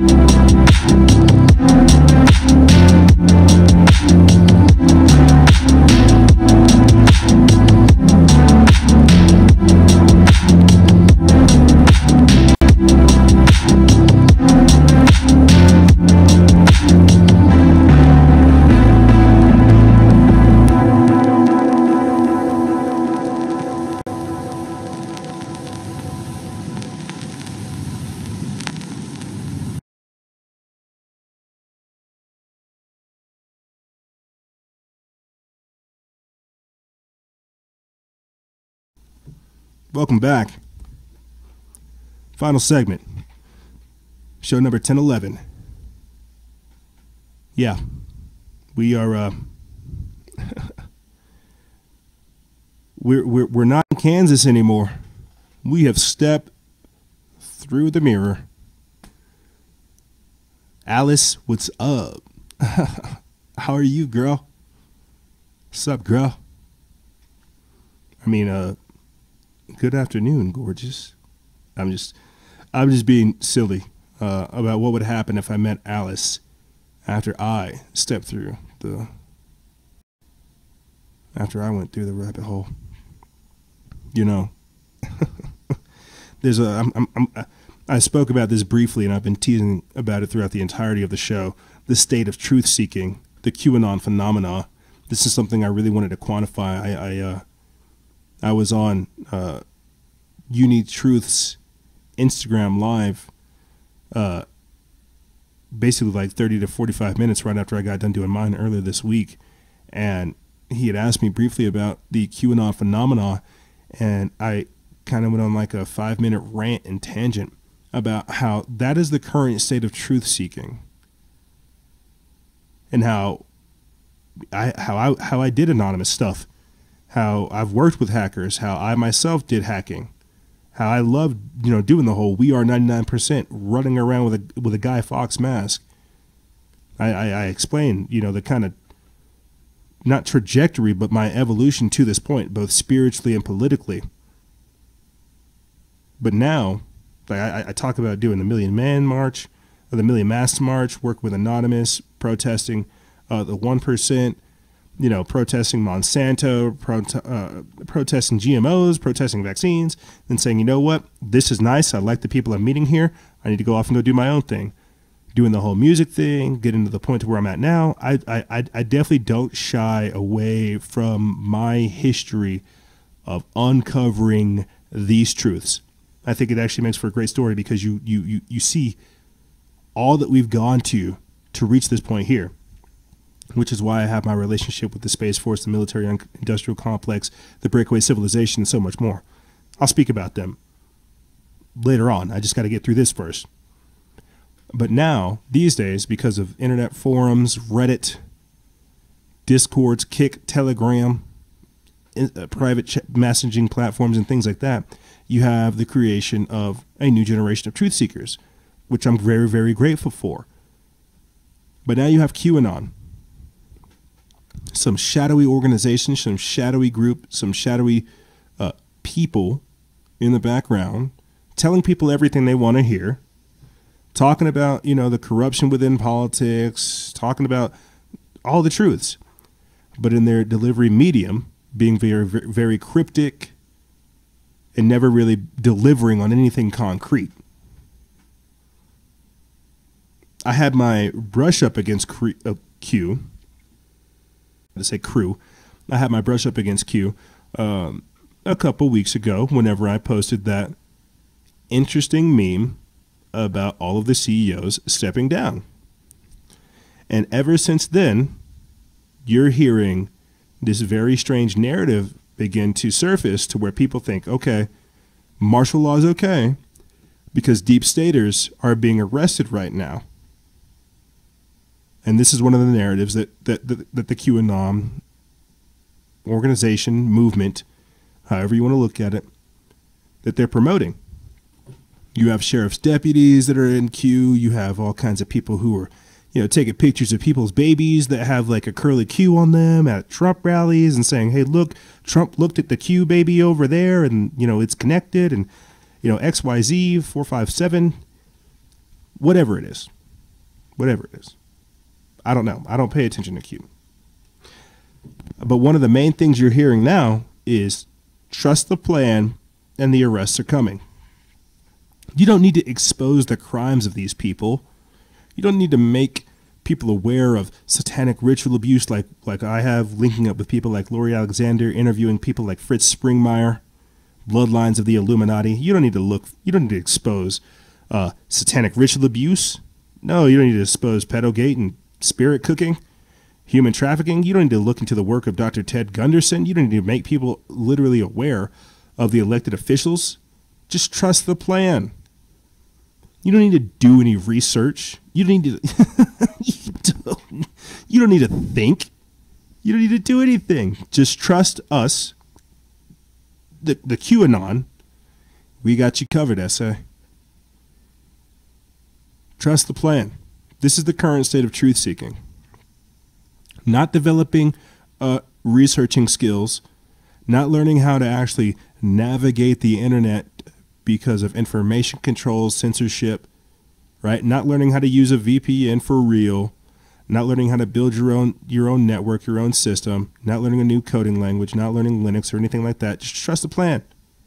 You don't need to learn how to network with people. Like you see what I'm going. Like I need to stop talking smack and just like literally get to the point of like where we're at with the current state of truth seeking.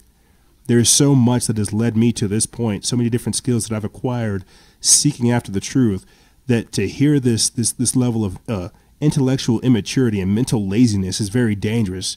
To see an entire generation kind of give over the ability to seek after the truth because some cryptic message board user is telling them half truths is very dangerous to me. I get it. There's all kinds of different things going on, you know. There's probably more people. There's more happening in the unseen than we're being told about in the scene, for sure.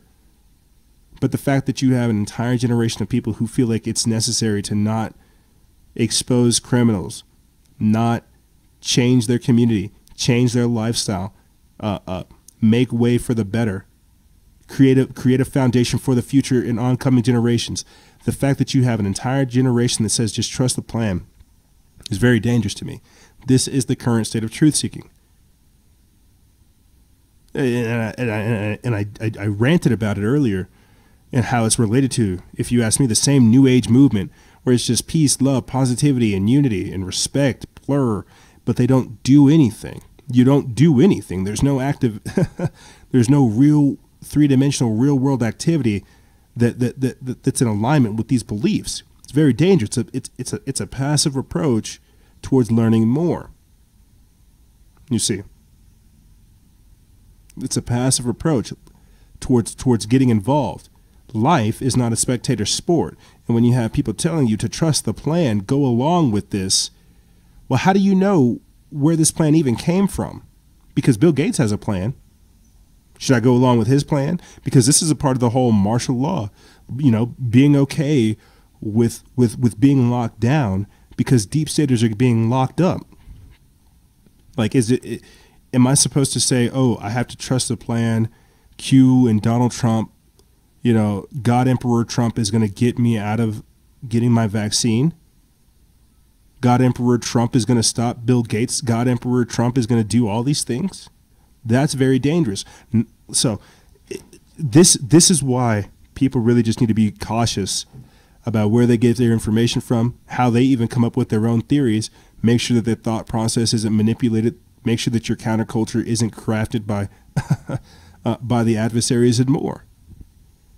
This is the current state of truth seeking, and this is why I'm worried. People don't care about the truth. People want other people to care about the truth. People want other people to go out, do the due diligence, do the work, do the compilation, put it all together.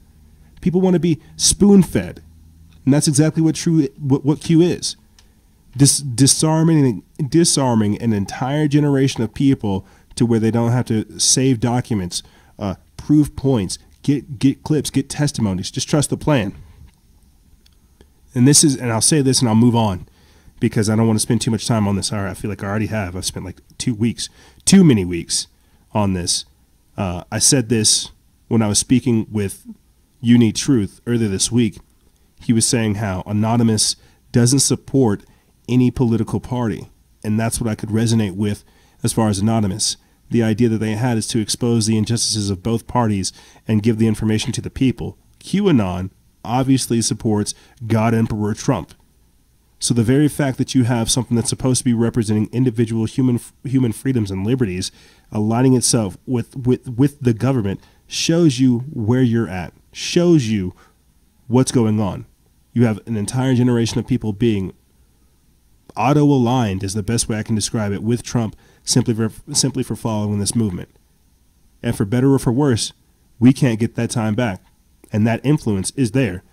And so that's my opinion on Q, and that's why I don't really ever follow it. That's why I don't really post about it. That's why I don't really talk about it. But what I see happening right now is just that, people giving over their intellectual power to something that doesn't have their own best interest at heart. But that's what I mean by technocratic influences. How do we know what's going on with these things? But here, let's start getting into some of the news of everything else that's going on. Some more important things that are taking place. I just think it's crazy, too, that we've been comparing COVID-19 to 9/11, and then this happened right here. It says, while everyone was distracted by COVID-19, final report by the UAF concluded that World Trade Center Tower 7 was not destroyed by fires. This is written by Baxter Dimitri. It's over there at News Punch. They put this up April 1st. It says the final report of a rigorous 4-year computer modeling simulation that was followed by a robust peer review process has concluded that World Trade Center Building 7 could not have collapsed as a result of office fires, as the official explanation dubiously claims. We all know that 9/11 was an inside job, and the jet fuel can't still beams. It says, according to a highly anticipated final report issued last week by researchers at the University of Alaska Fairbanks, the official narrative surrounding the collapse of World Trade Tower 7 is simply implausible. The UAF team findings, which were the result of a 4-year computer modeling study of the building's collapse, directly contradict those of the National Institute of Standards and Technology, which concluded in a 2008 report that World Trade Center 7 was the first tall building in the history of the world to collapse primarily due to fire. Quote, our study found that the fires in World Trade Center 7 could not have caused the observed collapse, said Professor Leroy Hughesley, the study's principal investigator. Quote, the only way it could have fallen in the observed manner is by the near simultaneous failure of every column.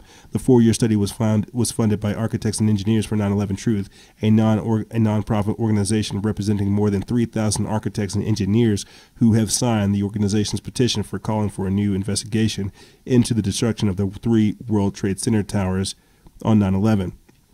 And then it goes on to explain a little bit more of the detail, but you get what I mean. Do you get what's going on here? And I want to say this before we move on to our next topic over here in Technocratic Influences, essential staff ordered by the Pentagon to deep underground military bases. We're still dealing with the war on terror 20 years later. Right? Speaking of 9/11 being an inside job, we're almost 20 years later. We still don't know what's going on with this. We're still trying to figure out what happened. But we're not even talking about the third tower that nobody talked about. We don't even know why the hell we got attacked. Remember, George Bush said they hate us for our freedoms, and then he went on later to say that you're either with us or with the terrorists. We're 20 years later after this. This is the world that I grew up in, the war on terror, right? Where you got TSA, you got Homeland Security, the Patriot Act, endless wars with Iraq, Afghanistan, Iraq, Syria. This is what the war on terror brought. This is what 9/11 brought. What do you think the coronavirus will bring? Just think this. Just think about it. What will the coronavirus bring? Because I'm telling you, gang, this is the world that I grew up in. Being a black dude, just like wanting to get around, and the world hating you for it. 20 years later, and we're just now figuring out figuring out the obvious, that the tower wasn't destroyed by fires. But don't worry. Nobody cares about that now. Nobody still cares about seeking the truth, right? We're 20 years later. Nobody still cares. We got TSA. You get basically groped at the airplanes or at the airport, molested by some creepy pervert. You got Homeland Security over here trying to patrol every street, acting like they're the Jack Ryan or just like some militant group, basically. You got the Patriot Act, where they sit up over here and surveil you like crazy. Endless amounts of war. We're just now dealing with the Syrian refugee crisis, right? Because we went up over there, stirred shit up, and then decided just to leave. We're dealing with those people. You got Iraq, Afghanistan, Iran. Just really, really think about like what 9/11 did to this world. And now we got the coronavirus. Where do you think we'll be in 20 years of that kind of bullcrap? Already we have lockdowns. Already they're trying to push vaccines. Already we got surveillance. We're in the beginning of the coronavirus chaos. That's what I'm telling you. There's going to be even more bioweapons launched. You don't got people like you have like some of these fashion people. I think it's like either Gucci, Armani, or Louis Vuitton, or one of these people getting involved in making luxury masks and luxury gowns for rich folk. We're about to make this is so terrifying to think about, that we're about to just make this once beautiful land filled with such toxic and venom all over nothing, basically. But I'm telling you, war, and I called it. Whenever Trump said that we're at a war with a virus, I'm going ahead and calling it the war with disease. Who knows what it'll actually be termed. But that was the war on terror, giving us all these different things. Now we have the coronavirus, this invisible foe. You see how it's the war on drugs, the war on terror. What's going to be this? Will it be the war on disease? What else will come from this? Here, let me get back into some of the news, some of the things that are going on. Again, some of the symptoms of this world that's being created. Right here, essential staff ordered by Pentagon to deep underground mountain bunker. They didn't put deep underground military base because I would have got too many hits. But just last week or a couple weeks ago, we talked about the elites escaping, all those CEOs stepping down and retreating to their quiet islands. Not Kobe, not Epstein, but all the other CEOs leaving, running for the hills. Bill Gates stepping down. And now you have essential staff ordered by the Pentagon to the deep underground mountain bunkers. That's right, we're talking about COG. What happens if something happens to our main leadership? You got to have some people that still know what's going on that are able to maintain the continuity of government. Let me read this article.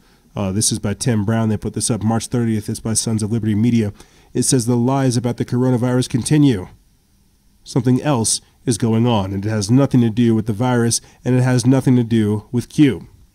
In fact, it might have more to do with a greater threat, one that God promised a rebellious people in Deuteronomy 28, and that is an invasion. Reports are that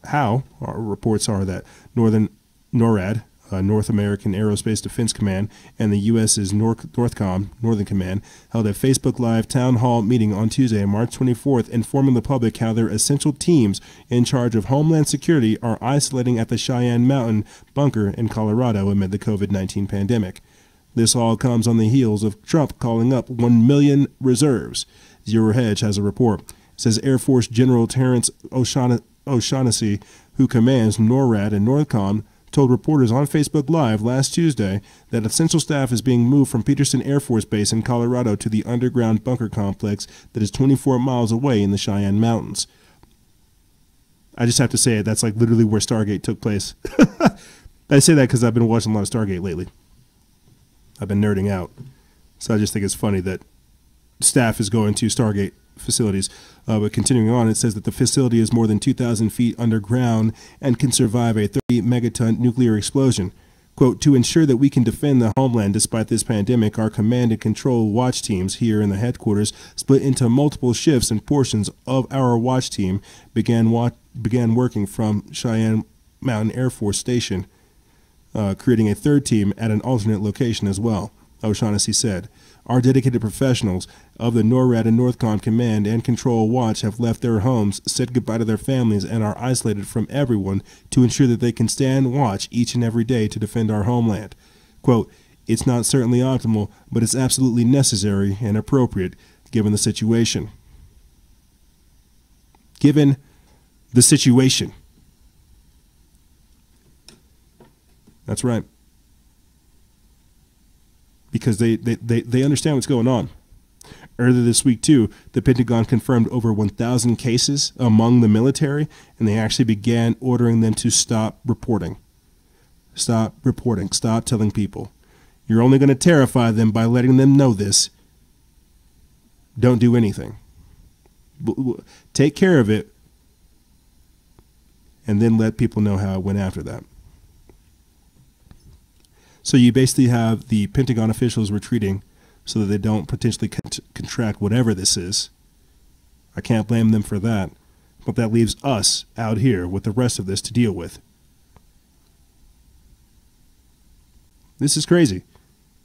This is this is our world now, where our elected officials get to run away and hide, but we have to stay here and deal with it, deal with the fallout. You see, we have to trust the words of our elected officials and the people that they just prop up there, the political pundits that say everything they need to. How does that tie into the technocratic influences? Well, again, I tried to explain this in the Elites Escaping episode a couple episodes back, talking about how these people will be offshore.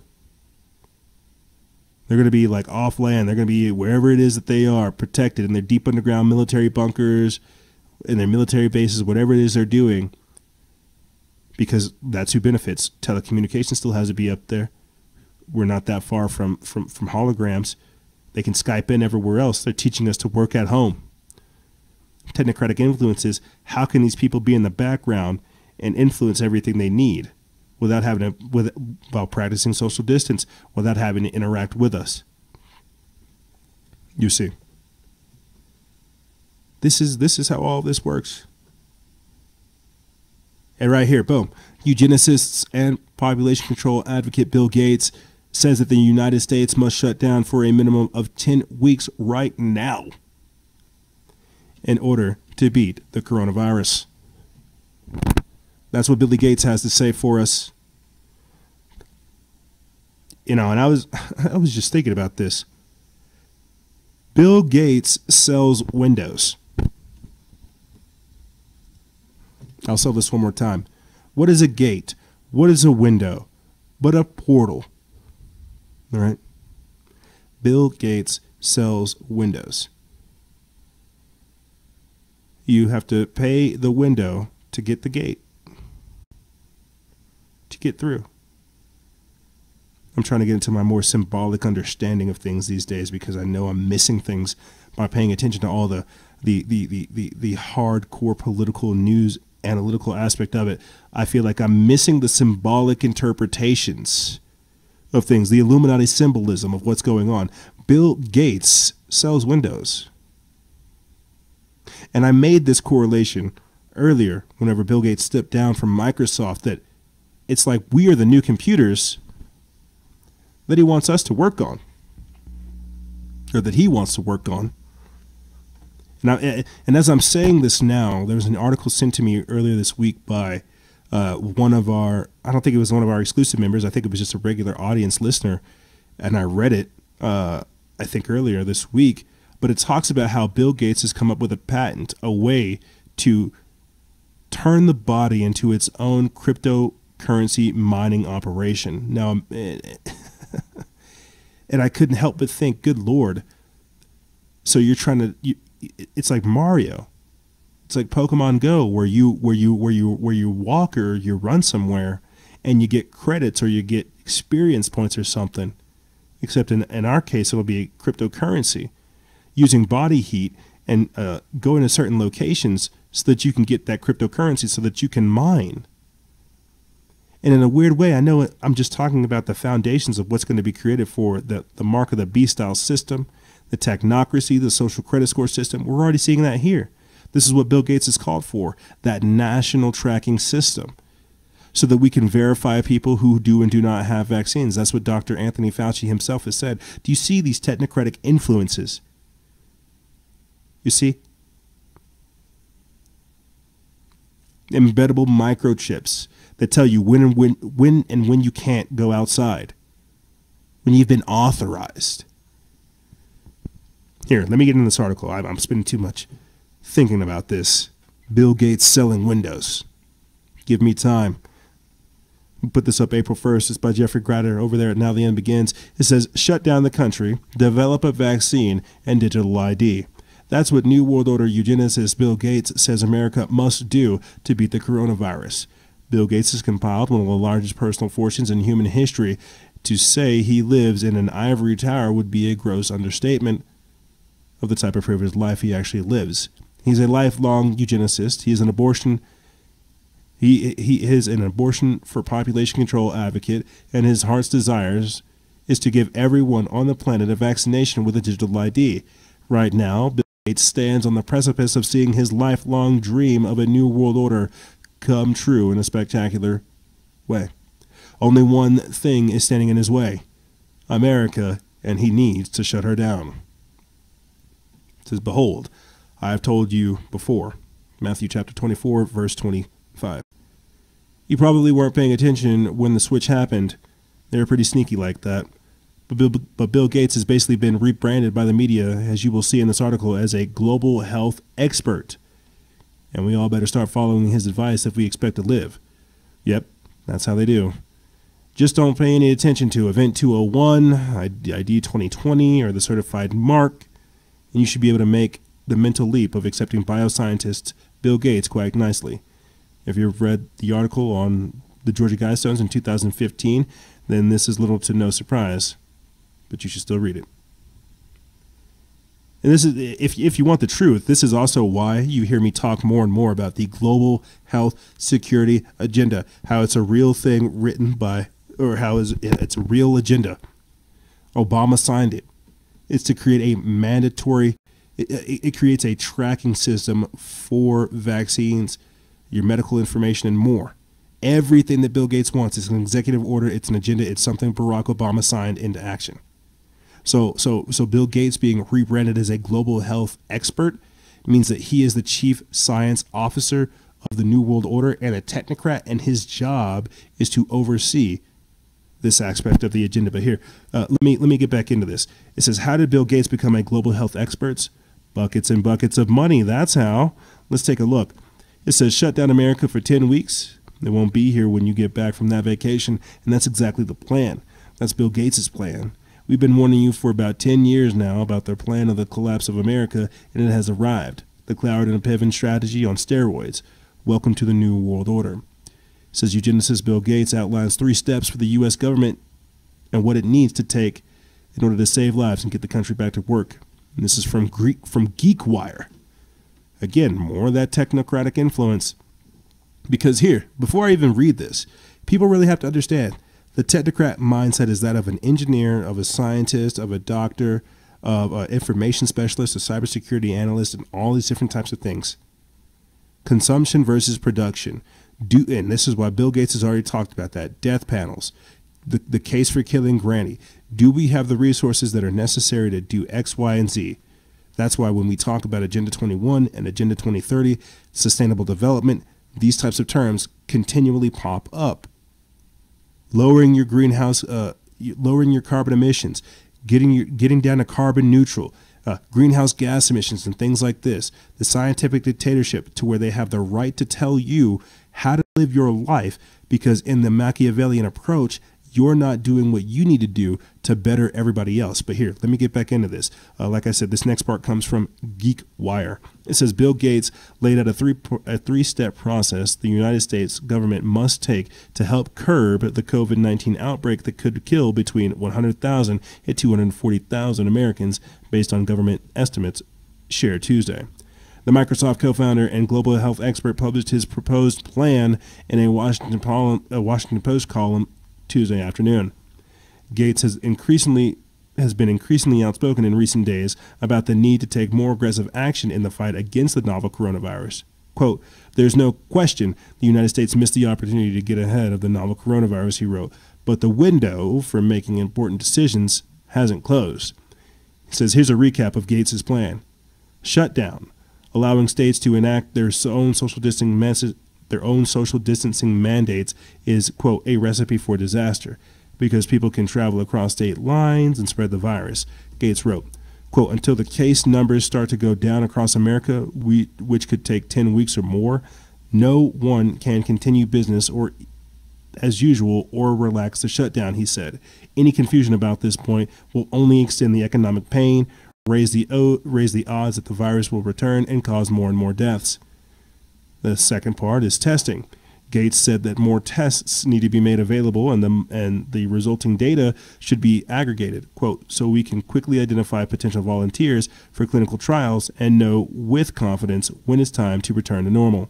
He said that there should also be clear priorities for who gets tested, given the lack of test kits. He also called out the self-swab developed by the Bill Gates-backed Seattle Coronavirus Assessment Network as an example of efficient testing methods. Oh, what a scumbag. How could you sit up over there and say, well, he literally, oh my God, what a scumbag. This guy literally just like stroked himself off and said, well, if you want to get this test kits done right, you got to do it my way. But see, that's the crazy part, because some of the tests, they say the coronavirus test is not a swab of the mouth. Some of the videos that are coming out are of people taking like a long needle and shoving that thing inside of your brain. So whatever is going on with the testing, it's got to do something with your nasal passages.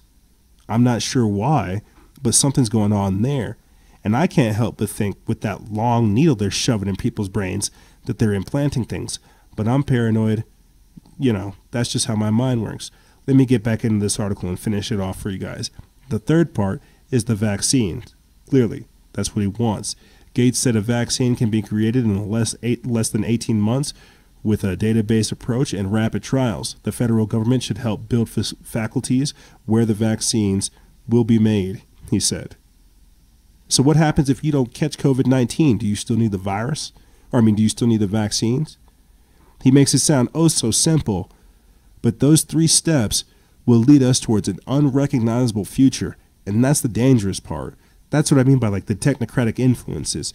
We're letting, and I get it, go with the numbers, go with the information, go with the science, but it's garbage in, garbage out. The same kind of concept of who programs the robots. Yeah, robots will do the work, but who programmed them to do it? Who's showing him this information? Why are we giving Bill Gates so much airtime? Why did USA Today decide to write an article about me last week only so that we hear about this 10-point plan or his 3-point plan this week? You see, that's why this is so dangerous. That's why this is so dangerous, is because he's been talking and talking and talking about this, and now he's waiting for an opportunity to seize it. Realize that whole time, while he was making all those TED Talks and those speeches across the entire world, he was working with Microsoft. What is it to where he had to step down and wait for this particular moment to begin basically testing and experimenting in the States? Bill Gates got kicked out of India because his vaccine was actually causing cancer. They said, get out of here, Bill Gates. What is it about the coronavirus to where we have to trust this man with our biology? We're not a boilerplate. Things don't work like that. The test kits, that's going to take time. Why are we not even talking about health, nutrition, diet, immune boosting things, anything like that that will actually get us out of it? Why are we being told that our only solution is to wait and die, or better yet, wait for this vaccine and then die? Because they can't even get a proper, it's a weaponized flu. They can't even get a proper concoction or get the right variation of the flu. What makes them think this man-made virus, that this coronavirus, that it won't be doing something the same way, that it won't have those same kind of characteristics? We're already talking about how it has, there's 8 strains out there, 40 different mutations, and they're trying to expect and preempt these things. You've got to watch how these people operate. And that's why this whole time, all I've been doing is trying to talk to you about building your immune system, cleaning your system, fasting, system detoxes, and so much more. turn your body into a garden, not a graveyard. But because we live in such toxic times, we think that our only solution is to go to these toxic people who have done nothing but create even more of these toxic problems. And that's why I'm trying to fight as hard as I can to raise so much awareness about all these things. Ladies and gentlemen, this is Getting on Guard. I gotta do it again. Ladies and gentlemen, this is Getting on Guard. COVID containment chaos and technocracy rising.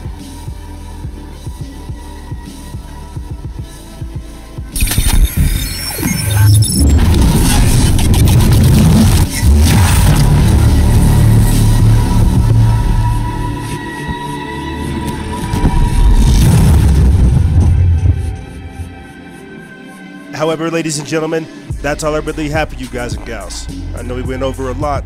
This episode was kind of all over the place, but have you looked outside the window? Things are getting crazy. I just want to say, rest in peace to Taylor Cobb of Social Emotions and Atlantis Connection. I just found out that he passed away towards the end of this show. Good Lord. We're not here for a long time, guys, but we're here to make an impact. I'll put that episode and all that information in the description bar below. All I can really say, guys and gals, is stay vigilant and stay strong out there. And be careful. And remember, guys and gals, stay vigilant, expose lies, and share truth. This is Noise Era, Freedom Faction, out.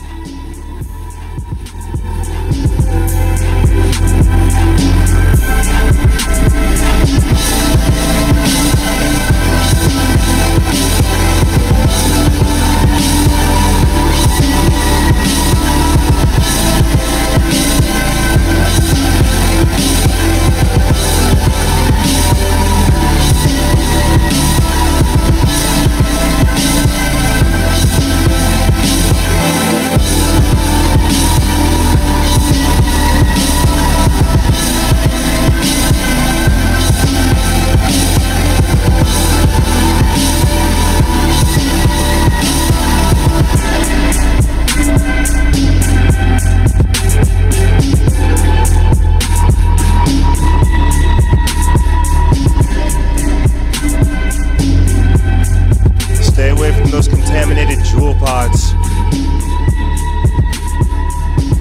Stay away from those contaminated vape pens. Be safe, guys. Please.